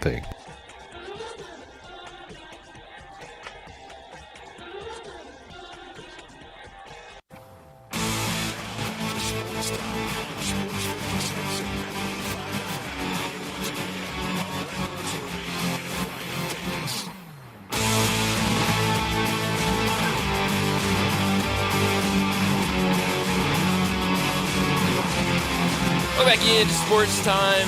No Brett today. Bryant and Darian filling in. Landon Schmidt is also with us this afternoon. World famous Landon, man. Soon to be world famous Landon Schmidt. I don't want to give too much away, but be at the Grizzlies game on Saturday. How about there that? it is again. How about that? Be at the Grizzlies game. I don't know. It's wrestling night. I will be there. Wrestling night, as Brett likes to call it. I'm gonna come out from the back and hit you with a chair or something. Is that okay? Whoa! I'm a We referee. can't give away any Oh. more information. Oh, Still, okay. because you're a referee means you don't get hit by chairs. Read the logo and weep, brother. I'm That's with telling me. you. You out of here. He's gonna throw you out. He's already working you on out. it. Disqualify me. He's got it. Well, we got to talk. We got to talk NBA. We talked a lot about the Grizzlies earlier, but last night, something that I'm sure WWE would like to put on Lakers and Mavericks, the revenge game last night on TNT.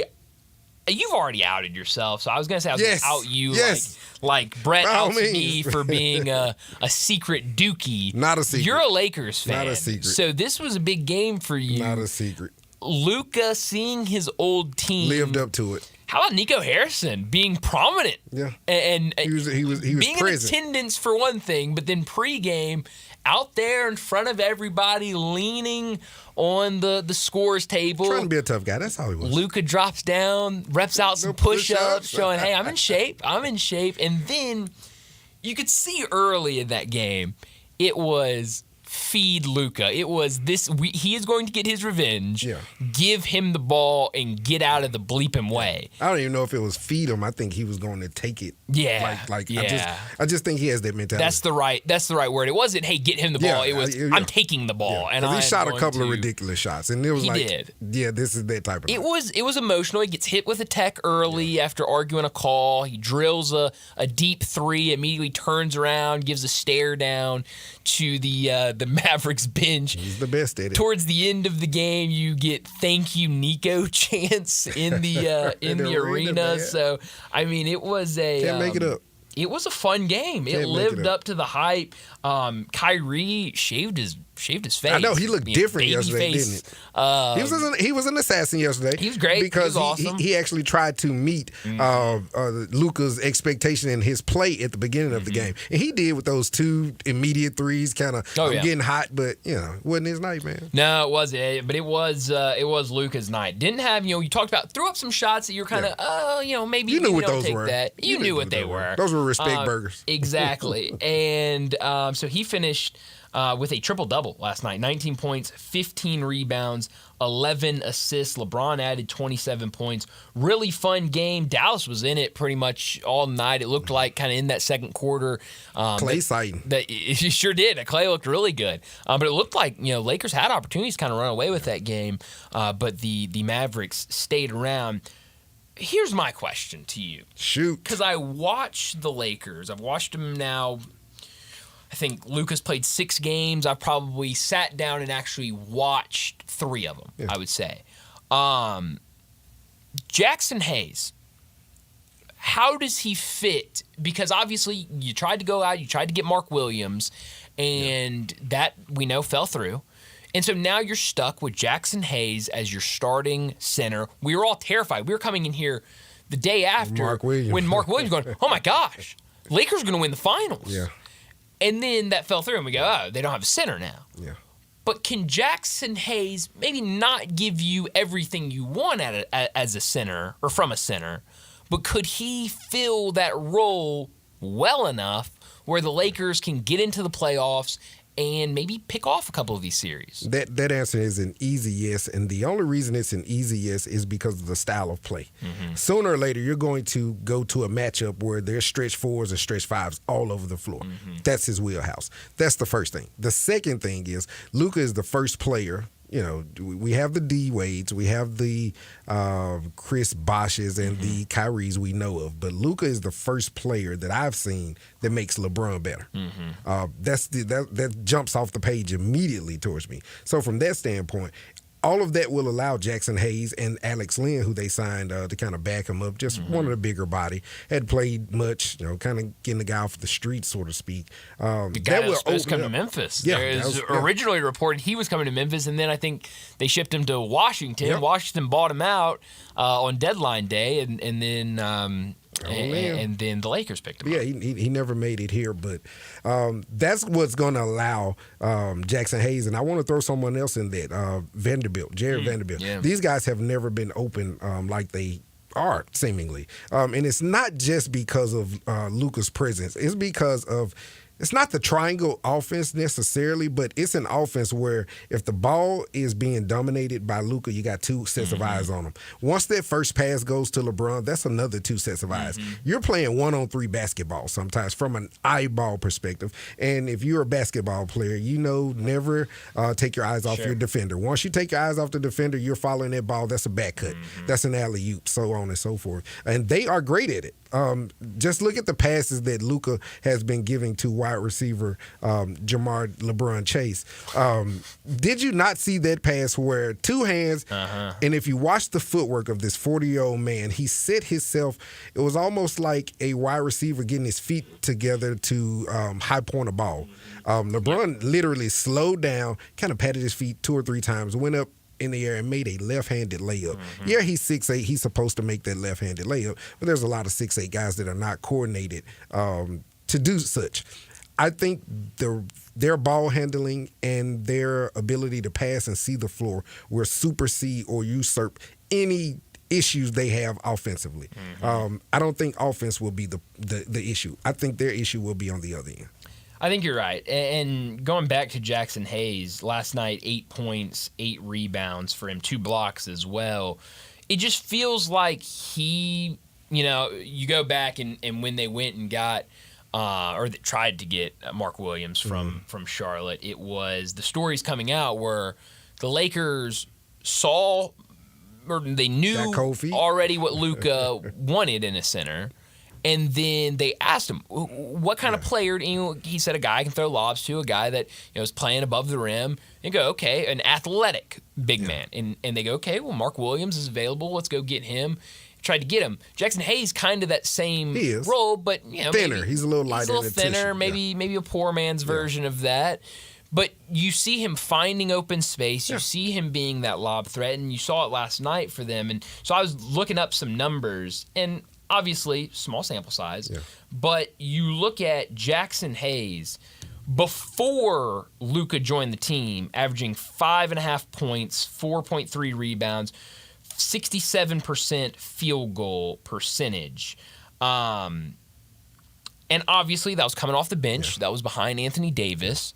You got to remember, he was squeezed out of New Orleans, too. He was actually in New Orleans. That's right. Got scrolls out. He was also injured in the entire month of January, did not play this year. So, kind of a weird start. Since LeBron has joined the team, averaging 7.5 points per game, 4.5 rebounds per game, 1 block per game, and shooting 78% from the field. That is 6 games since they traded for Luka. 5 games that he's actually been on the court with Luka, because Luka missed a game a couple games ago against Portland. So the numbers are better. Now, a lot to that. Very small sample size. He's now in a starting role, and that could be either side of it. You could say he hadn't been a starter. He's only going to get more comfortable. Him and Luka are only going to find more of a connection, and they're going to thrive. Or you could say that's only 6 games. It's all going to come even. They're going to see Jackson Hayes as the center, and they're going to find ways to neutralize him. And it's not like he's putting up big numbers, but you don't really need him to put up big numbers. You have 2 of the best, especially offensively. Defensively is a different story. So we'd say from 5 to 7 points, right? So that's a 2-point uptick. And probably what? On a percentage scale, 25, 30%? 20%? Probably. Right. If your production is going to increase 20% because of a trade from someone else, we'll take it. I'll take it. Anyone will take it. I think it's all about spacing, though. I don't think that it reminds me of Chris Paul and DeAndre Jordan. When those pick and rolls are happening, and last night, when I guarantee you in those stats you just gave out, I guarantee you that probably equals, in addition to 2 or 3 lobs. Yeah. Like sure. just straight up, just wide open dunks to where they're just throwing the ball up. His spacing, his ability to get big, and then I was kind of looking at that last night. His ability to get big while the screen and roll action is going on with someone else is what's allowing him to be in that little, once that person kind of dribbles the ball and take space of the paint, Jackson Hayes, man, has to step up. Otherwise, it's a layup. And as soon as he comes up, that guy's 7 feet tall. You just throw it up there. Yeah. And it's really a matchup deal. I don't think that J.J. Redick is doing anything differently right now with Luka than Jason Kidd did. Sure. It's just who Luka is. Yeah, and you mentioned, Luka didn't go out and have 30 last night against his old team, but I was reading a story earlier today, and they said he did exactly what the Lakers traded him to do. Make be that all-around player of, I'm going to have a triple-double where I'm a scorer, but I'm also going to rebound. I'm also going to dish out assists. He was really good. Game I wanted to talk about for tonight, really fun game that if you have not been watching the NBA, you might not think is a good game to watch. Let me take a peek. Let me see if I can. You want to take a guess of what game this is? I'm thrilled about it. I'm so excited. I'm juiced up for it. Not that one. I'm going to go with Celtics Pistons. Bingo. For real? Bingo. Only reason why is because I'm just floored with how the big jump that Cade has made from last year to this year. Well, and it's been health. It's been availability. It's never been an issue of Cade's not finding his rhythm. And I really did get that answer right, y'all. My cousin just texted me, he told you. No, he didn't. I'm on camera. You can see us. No, it is Boston and Detroit. This game's so funny. You just mentioned Cade Cunningham. This is a young group in Detroit. And Cade, he just, throughout his career since being drafted, he has not been able to stay on the floor consistently. This year he is, and you're seeing how big of an impact that's making.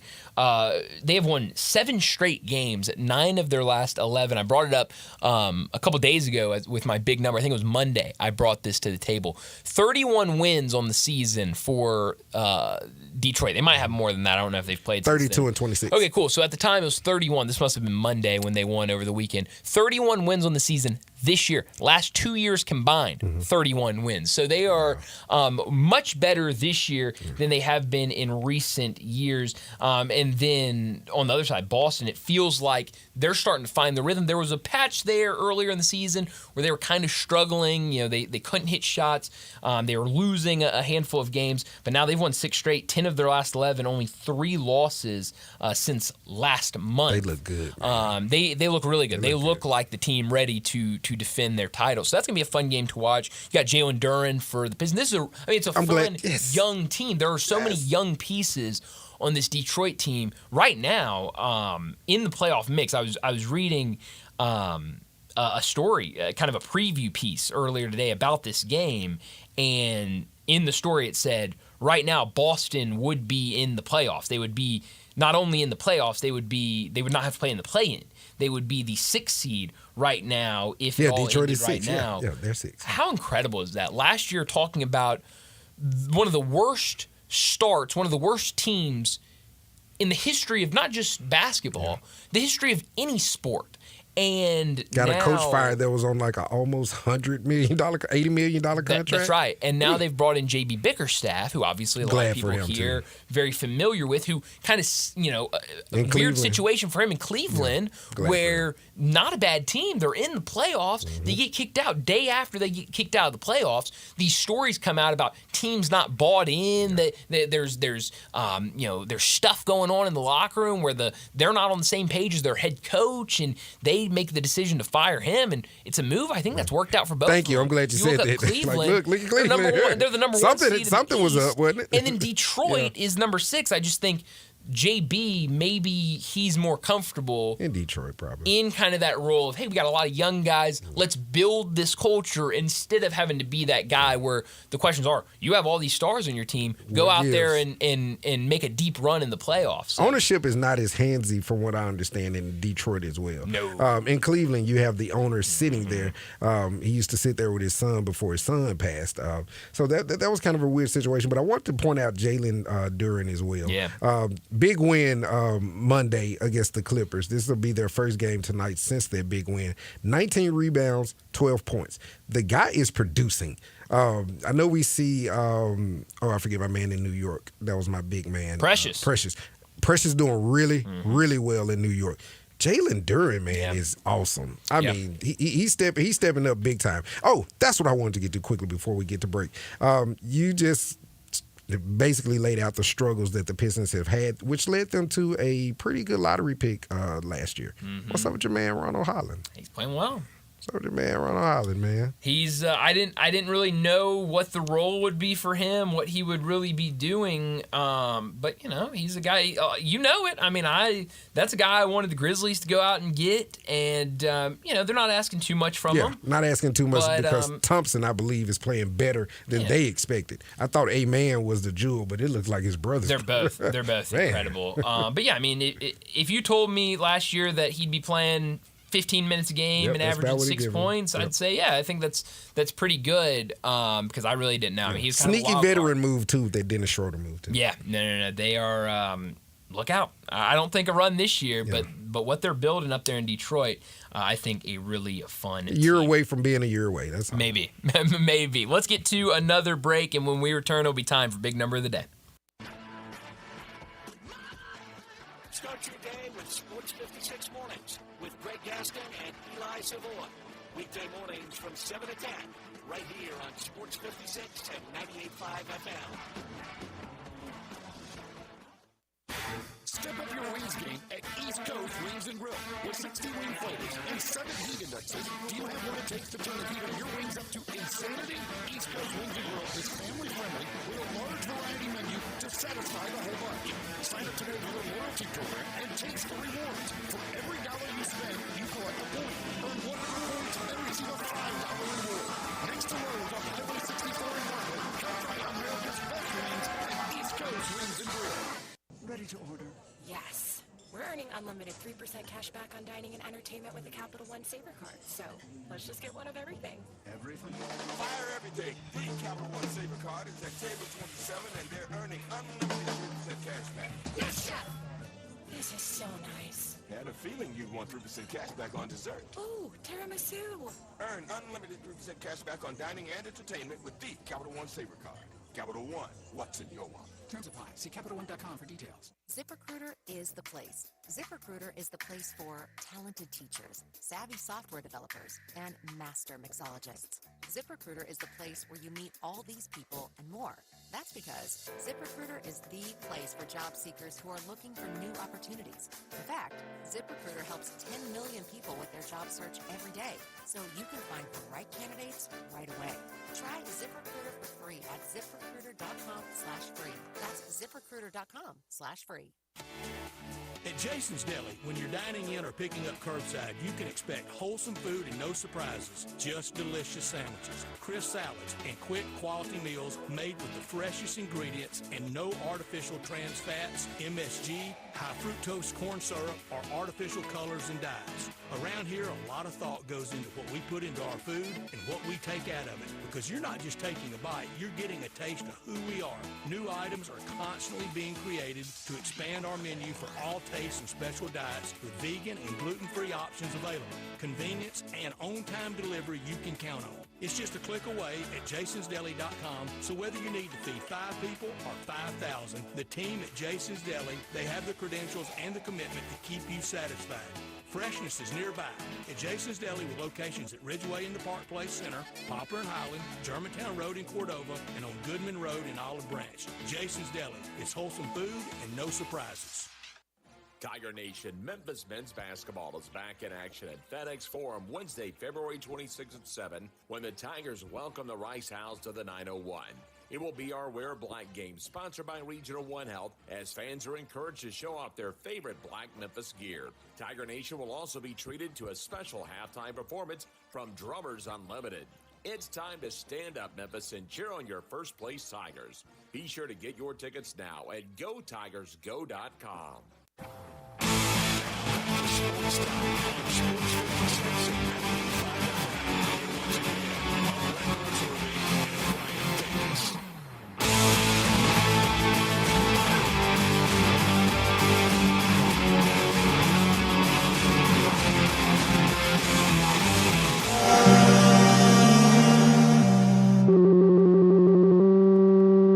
Big Daddy? Hello, Big Brown. It's a guy, he wants to be big, then he gets big, he doesn't want to be big anymore, then he gets small, but the suit's too big. Big Daddy? The big boy. You're a big guy. I think she's trying to pull a fast one on Big Daddy. The big number of the day. Well, before we get to big number, we had a text come in that said, all it said was, boy, these Lakers fans with a face palm. So it made me think, I've never asked you this question, are you a delusional Lakers fan, or are you, of course not. You're a realistic Lakers fan? Is there such thing as a realistic Lakers fan? Oh, absolutely. Someone who has to speak on the radio, because I don't speak about them a lot, but if you come into the house, you'll see memorabilia, so on and so forth. You got to remember, not just a Laker fan, I was a Kobe guy. I'm pretty sure I'm the only guy in the city that attended Kobe's funeral. So person with said text message. If you know attended anybody, Kobe's funeral? Yes, I was in the building with Beyonce, with Michael Jordan, with all the players. Because this is news to me. Yeah, because the next day the Grizzlies played the Clippers. So I attended Kobe's game, went to the Grizzly game, and flew back home. So wow, I did not know that. I'll be honest. When I first learned that you were a Lakers fan, I was shocked. Yeah. But here we are. You are a Lakers guy. All right, my big number today is the number 200. Sean Coleman posted this after the Grizzlies game last night, and I had to bring it up. Since per-shot data began in the 96-97 season, 200 players have attempted more than 10 career shots to either tie or take the lead with 2 or less seconds in the fourth quarter or overtime period of a game. That includes both the regular season and playoffs. Again, 200 NBA players have attempted more than 10 career shots to either tie or take the lead with 2 or less seconds left in the fourth quarter or overtime. Out of that 200, only one is shooting at least 50% on such shots. That one person, call 12, John Morant. How about that? Call 12. Hey, we had a sign. He's back. It's a reason we call 12. You are absolutely right. All right. You're not calling. You ain't calling what? I don't know. Don't say you ain't calling anybody else. Just say that. You probably want to call someone else, but you call 12 every time. You're not calling. What did Anthony Edwards tell Barack?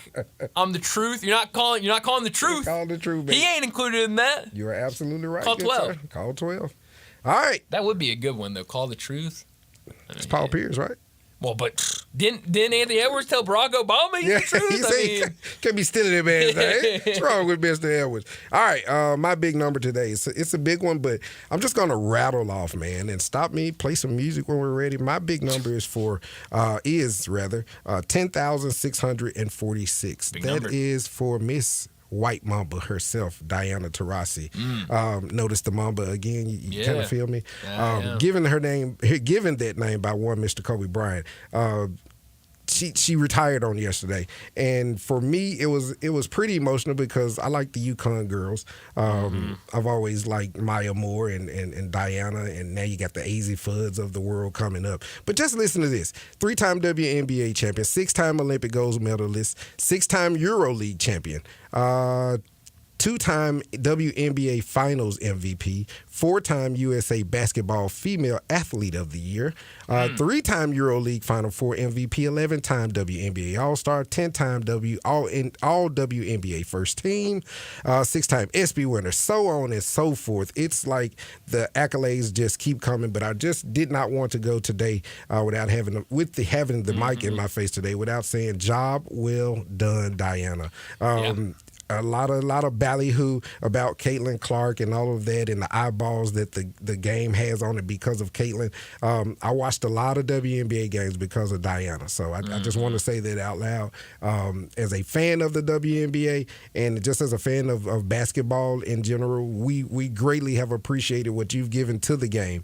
And she's hurt some feelings. It's some people out here that she's probably their Michael Jordan in a sense that they just can't stand her because she's always hit big shots against the Seattle Storm or whomever it may be. But you either love her or you hate her, and I don't think there's any in between. No, it doesn't feel like it, but I think, like LeBron, when he hangs it up, if he ever hangs it up, I don't think that you can argue the greatness Yeah. of that. I mean, there are few players where love them, hate them, don't care. Yeah. You have to acknowledge greatness when you see it, and she Diana walks Taurasi the walk, she talks the talk, man. Is definitely one of those. Yeah, good big number, because you're right. I think. Hey, you have to quickly, I can that. prove I'm not a delusional Laker fan. Okay. Most ridiculous Laker stat I saw last night. They put up father-son duos playing in the league, and there was Klay Thompson and his dad, but way at the top was LeBron and Bron. I'm like, why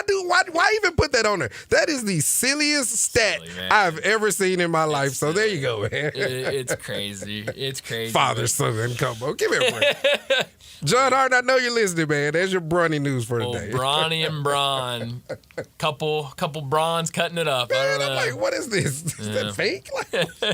Well, let's go ahead and get to another break. We got to wrap up this hour. When we return, a shortened hour again. We're out early. Ole Miss basketball tonight against Auburn. That game tipping off at 6 o'clock. We'll have pregame right here on Sports 56 at 5:30. So let's go ahead and get to this break. When we return, we're talking college basketball with Kevin Sweeney.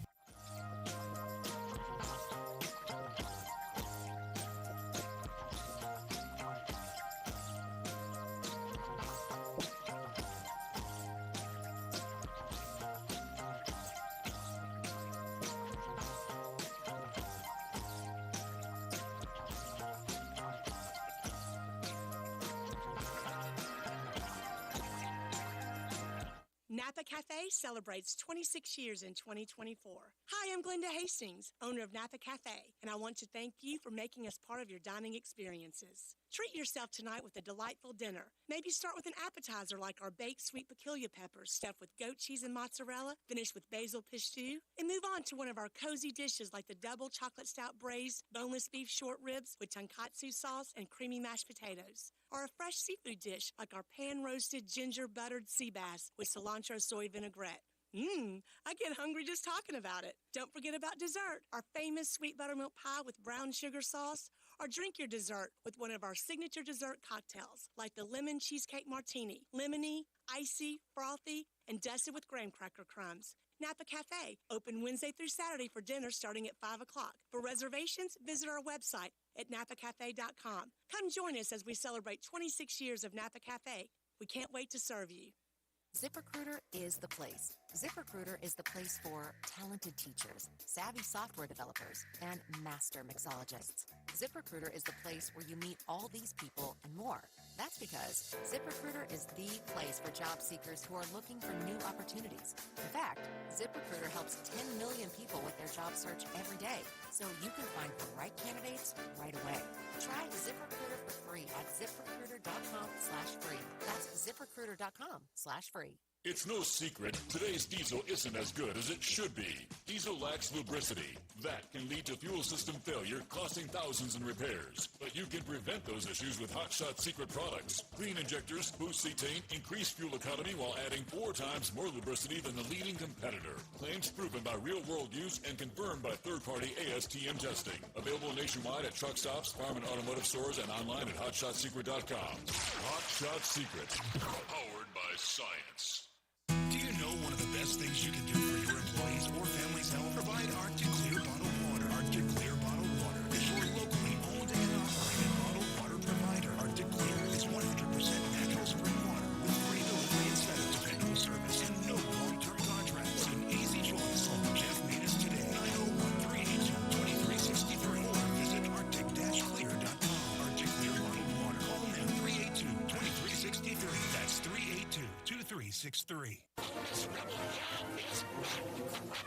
Online radio show is back on WHBQ Sports 56 and 98.5 FM. Every Monday night at 6, hear the latest news on your Ole Miss Rebels with Nancy Porter with 24/7 Sports. Your Ole Miss defensive captain Mike Fitzsimmons, Gordon Moore, he'll bring SEC sports film, and former Ole Miss baseball announcer Gary Garvey from kickoff to first throw to extra innings. Your Ole Miss sports on the Rebel Yell Halftime Show right here Monday night at 6 on Sports 56 live 60 a.m. and 98.5 FM. Your Mid-South sports station. Sports 56 traffic.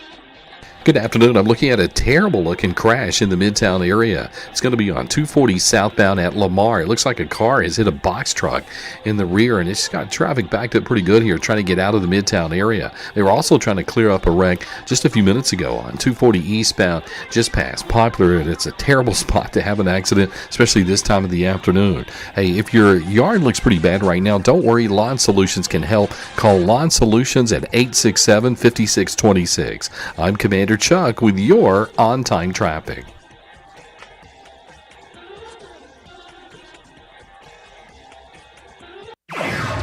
Sports 56, WHBQ Memphis, and W253DF Memphis with John Martin, weekdays from 11 to 1. Now, back to Sports Time on Sports 56 and 98.5 FM. This hour brought to you by Jaguar Land Rover Love City. Once again, You say you stand by your man. Tell me something I don't understand.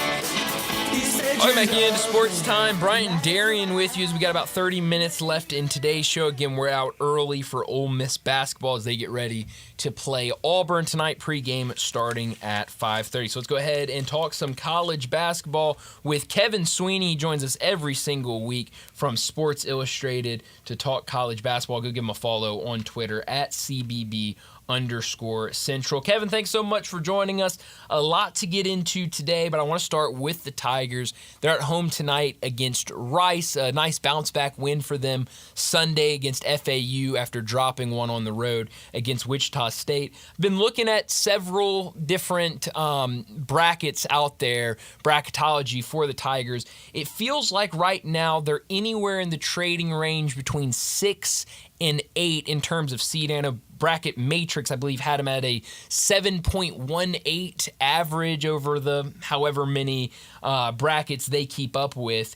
Is that kind of where you see Memphis, somewhere between 6 and 8? And do you think there's a way they could get back up to that 5 seed?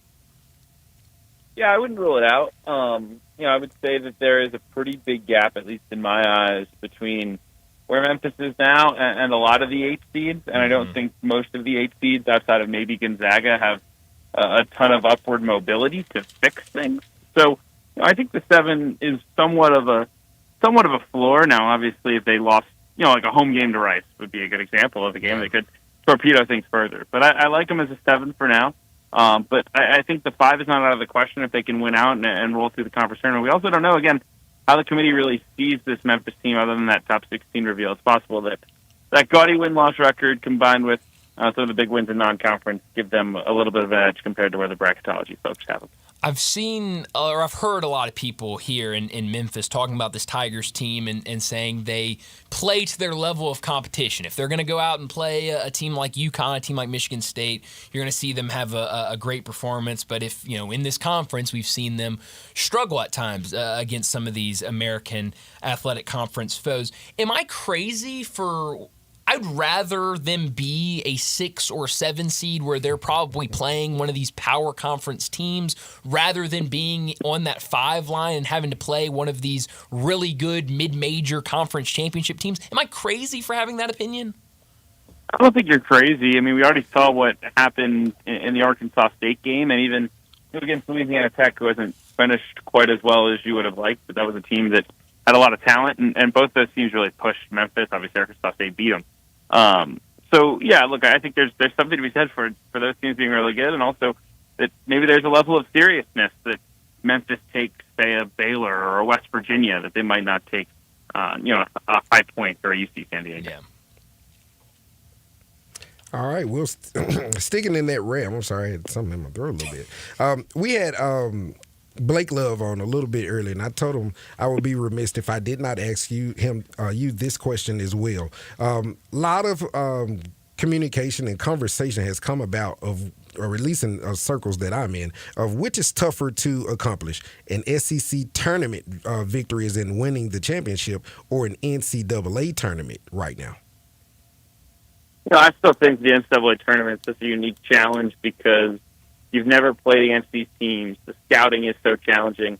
The pressure is so big. But, yeah, I mean, look, from a basketball standpoint, trying to win 3 or 4 games in 3 or 4 days against the level of competition in that league. I mean, you could play 3 top 10 teams essentially in 3 days, depending on your draw. So, yeah, I understand the narrative there. I mean, from a pure basketball perspective, it's certainly a possibility, but I still think there's something about the NCAA tournament that levels it up a little bit. Yesterday, I guess it was announced, maybe the day before, UNC, a 2-year extension for Hubert Davis. They went out, got a general manager for basketball that felt like a big thing. What do you make of kind of the things that have been happening over at UNC this week? Yeah, that extension was not publicly reported on for a while. It was agreed to back in the summer and, signed in December, and the school wanted to keep it quiet as long as they could. It finally trickled out in February. That's maybe not a great sign for how North Carolina feels about that extension right now, but buyout is still relatively manageable. If North Carolina wanted to make a move this spring, I don't expect them to. Yeah. But if they wanted to, they could fire Hubert Davis and I believe $8 million.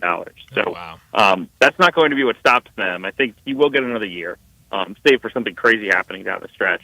And a lot of the plan is around this personnel department, led by, as you mentioned, Jim Tanner, an NBA agent. He'll run the show. Buzz Peterson, another NBA veteran, another Carolina guy. He will be involved, and they're expecting to make a couple of other hires and really be on the cutting edge of the front office model of college basketball. Something you see a lot in football, haven't seen yet in basketball, at least to this scale. You see Hughes as the general manager, maybe not, a whole front office, a whole personnel department. So how it works, we'll see. I will say this is not the young, innovative group that they're putting together, but they're putting together a lot of really experienced guys who understand the landscape very well, and we'll see if that pays dividends this time around next spring in the portal. What's gone wrong for North Carolina this year? We saw them here against Memphis in an exhibition game. I was really impressed with how they looked in that exhibition game, but certainly have not met the expectations that they had right now. What have you noticed from them that has really kind of turned the season to the direction it's going? Yeah, I mean, the obvious complaint is the big men. They missed on several targets in the portal. And so, their front court situation is not very good. But I think bigger than that, they're just built around so many ball-dominant guards, whether it's Thibodeau, who's a pass-first guy who can't really shoot, R.J. Davis, who's not a true point guard but needs the ball in his hand, even Seth Trimble, who's not really an off-ball player but is an effective guy when he has it in his hands, Ian Jackson, the freshman, who's dynamic. All those guys are talented. All those guys are good enough to be one of the top 2 guards on a really good team. Yeah. Problem is, how do they complement one another? It's not very well. The roster construction is poor, and they've lost some close games against good teams. See if they can turn it here down the stretch. They're still in the bubble picture, amazingly, but I do think they probably need to beat Duke if they want to get in. Well, you mentioned Duke, a huge win for them last night against Miami, 37-point victory. You now look at their last 2 games, combined 83 points in those wins over Miami and Illinois. What have you seen that has led to Duke clicking like this, especially in these last 2 games? Again, won those games by combined 83 points. What have you seen from Duke? And then the injury, Tyrese Proctor, I know you're supposed to have an X-ray today. How bad is that injury, and what would that mean if he's out for some time? Yeah, I mean, the Proctor injury would be massive because he's really settled in as a perfect fit. Big, multi-positional defender who can make threes at a high clip, 41% on the year.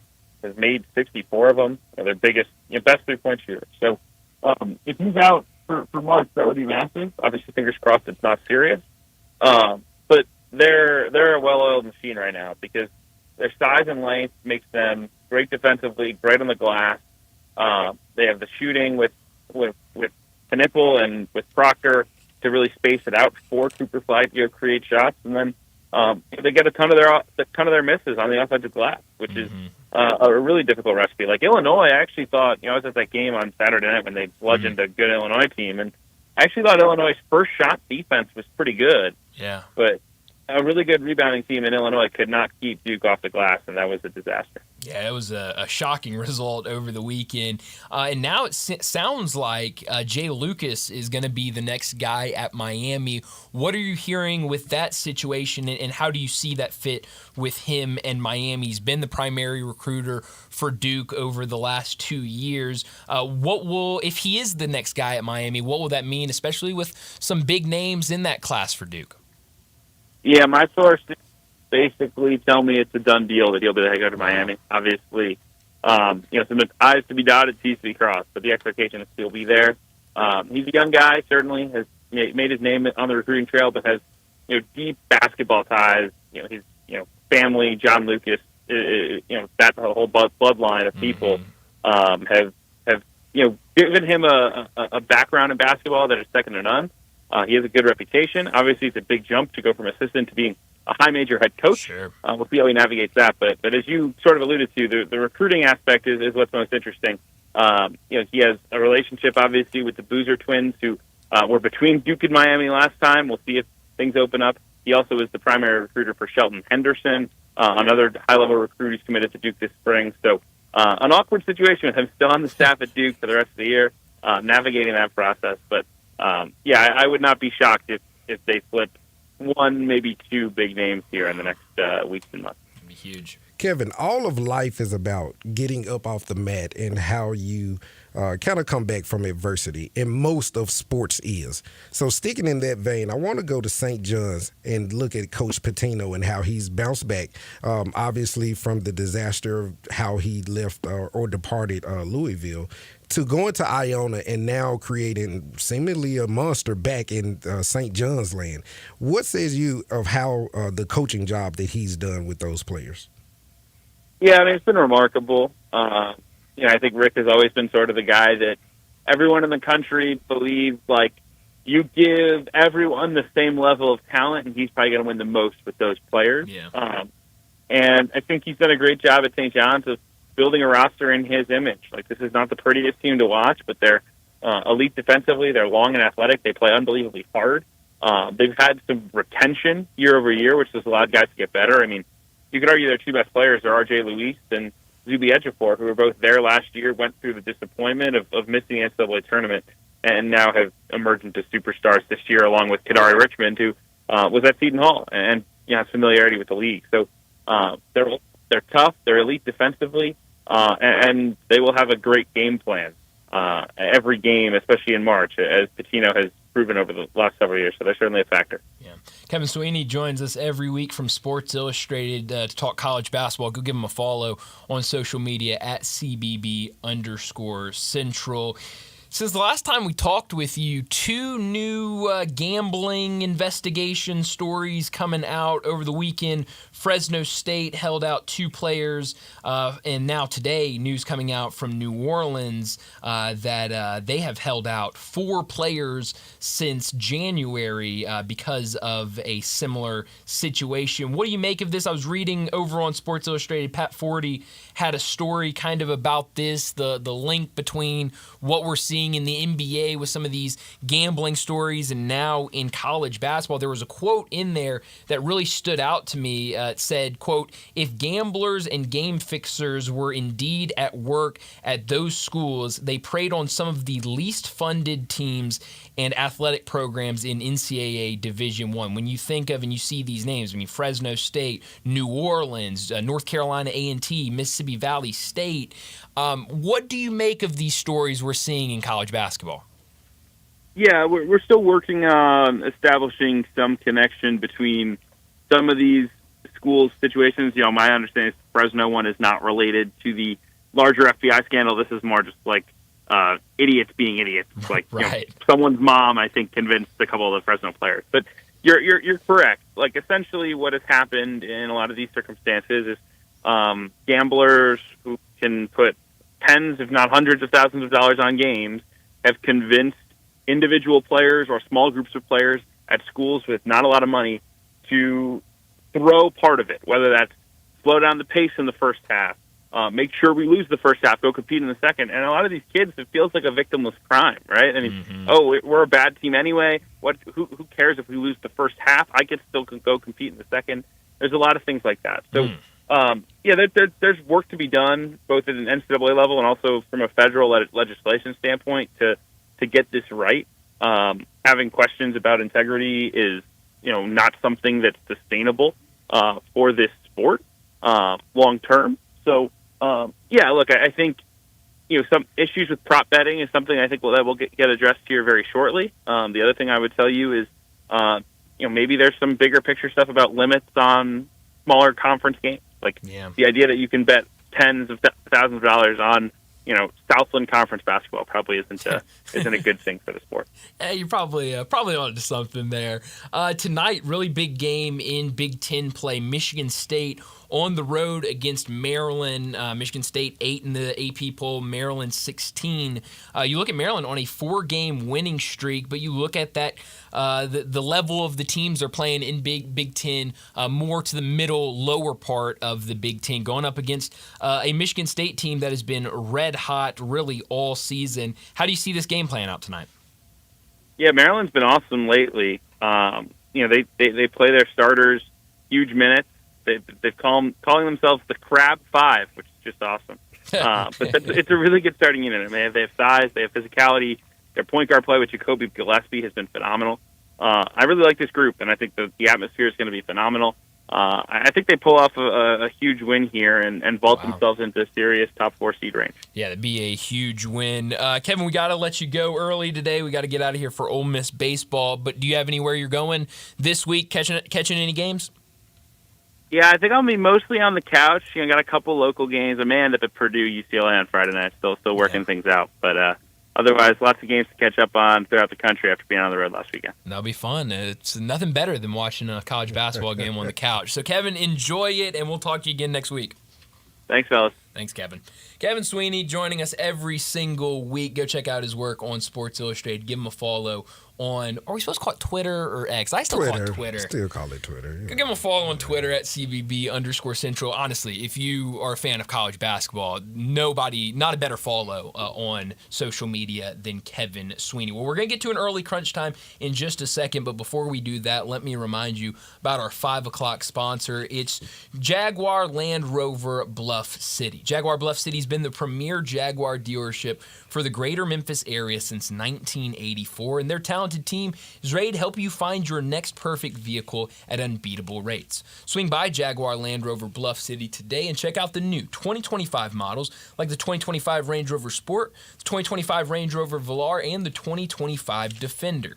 Test drive the Range Rover Sport, where luxury meets performance. It's a perfect mix of style, performance, and versatility with options ranging from 360 horsepower up to 635. It's also available as a plug-in hybrid electric vehicle with $7,500 federal tax credit when leased with approved credit. Take a look at the Range Rover Velar, powered by mild hybrid technology and enhanced with the latest well-being features and fully connected entertainment system. The Range Rover Velar is the ultimate luxury compact crossover. Purchase yours today and get special 4.4% for 72 months financing available with approved credit. Don't forget about the Defender, available in multiple miles to fit your needs. The Defender is built for the modern explorer, and Jaguar Bluff City is offering special interest rates for 60 and 72 months on various models. Give them a call, 877-259-6169. That's 877-259-6169. Go online to jaguarbluffcity.com. Let's go ahead and get to crunch time. This is pretty cool, and we're just getting started, so...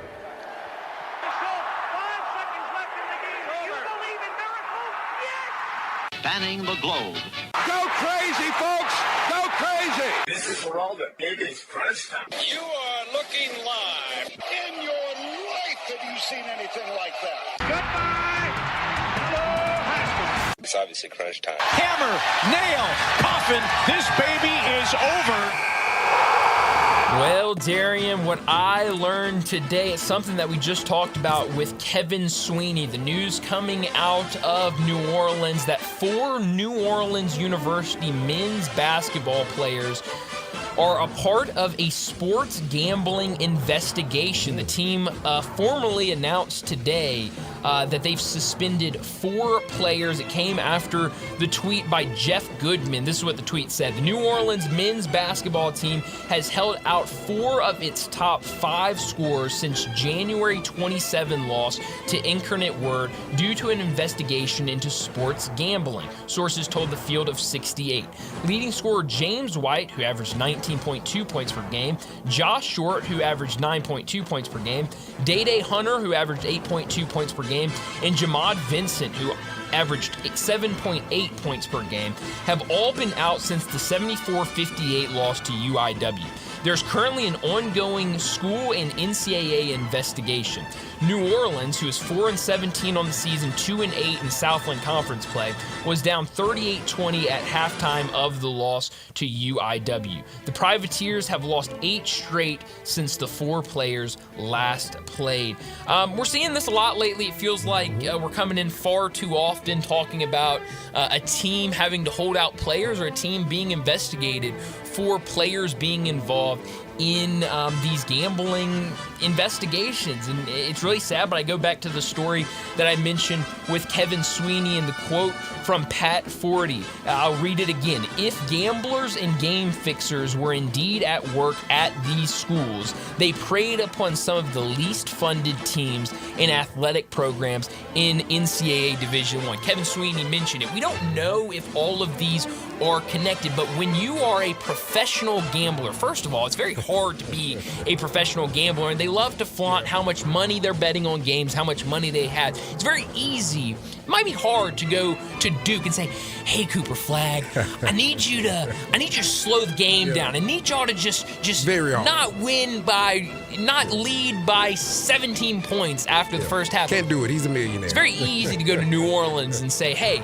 I'll give you a couple thousand. I'll give you X amount of money." Yep. These teams that don't have a lot of money and players that aren't getting large NIL money, it's very easy to go that. I don't know what the answer is. I don't know how much more we'll see. I mean, we still have a handful of weeks left in the season. I don't know if more will come from this, but you just hate waking up and seeing more and more stories like this out of college basketball. Well, I'll be quick with what I learned today. Sticking to the NFL, the proof is in the pudding. Going to the NFL report cards, yes. The Commanders actually improved. Follow me. From an F- workplace grade to a B. That's with the departure of Mr. Snyder and his regime. Then you turn to the next page where the New York Jets fell from 21st to 29th. NFLPA Chief Strategy Officer J.C. Tretter says in a response about the Jets grade that they talked about the culture is the problem from the top down. Owner Woody Johnson was not willing to invest in the improvements, did not contribute to a positive culture, and did not commit to a building competitive team. My thing with that is everything was laid at the feet of one Mr. Aaron Rodgers. It starts at the top. You have to ingratiate everybody when they're inside that building and make sure that you have a competitive environment and not just talk about it. You have to be about it. So now they put the pen and paper in front of the players, and that's what you get. So now the Jets are probably the worst run franchise in Wow. NFL. That's crazy. What I could have done without, I don't know how much college baseball you've been following since the season started a couple weeks ago, but Told me about my man at Stanford. That's bad. yeah, he's fun to watch. But college baseball has implemented safety bags at first base. So you have the regular first base, and then you have an additional base that is right beside it to try to avoid collisions, things like that. Hey, runner, you hit the outside base. First baseman, you hit the inside base. The only problem is, and I did not know this last night, Stetson is playing Florida, and I believe they had the opportunity to score and tie the game against Florida. Florida, one of the best teams in college baseball. Guy gets to first base, they call him safe, run scores, inning stays alive. Well, then they went back and reviewed it and said he did not step on the safety bag. He stepped on the regular first base. He's out. He stepped on the wrong bag. All right. I'm all for it. I'm fine with the safety bag. Look, if there's data that says there's injuries being caused by collisions at first base, I'm all for it. Just add another bag. I don't think it's crazy. But to say you have to step on this bag, you have to step on this bag, and if you step on the wrong bag, then you're out, that's crazy. I don't never know with Major League Baseball. I don't know if safety bags are coming to Major League Baseball. baseball, but I feel like that's something we got to work out because I don't think you can make a call like that in any game. But we saw it last night with Stetson in Florida. Oh, man, that was a good one there, man. You had me intrigued. What could have done without, but it is definitely not the worst thing, but I definitely could have done without it. Dane Danger not knowing his circumstances. It is pretty black and white, pretty much. It seems that he's going to try to fight his eligibility stance, but like we've talked about it today, doesn't really seem to have a leg to stand on.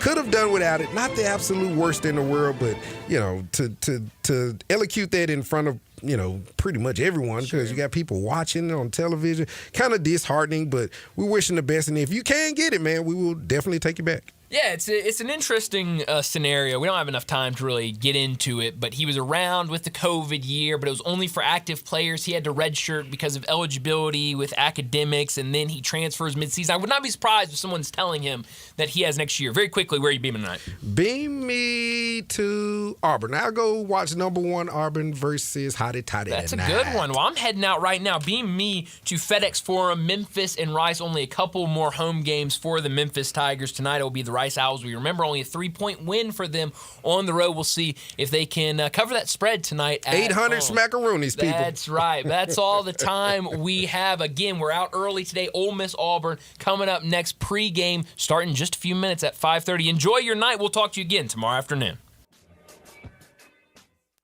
Be sure to follow us at Sports 56 WHBQ on Twitter, Facebook, Instagram, and YouTube to watch live video of our shows. Stay up to date with station events and have chances to win prizes.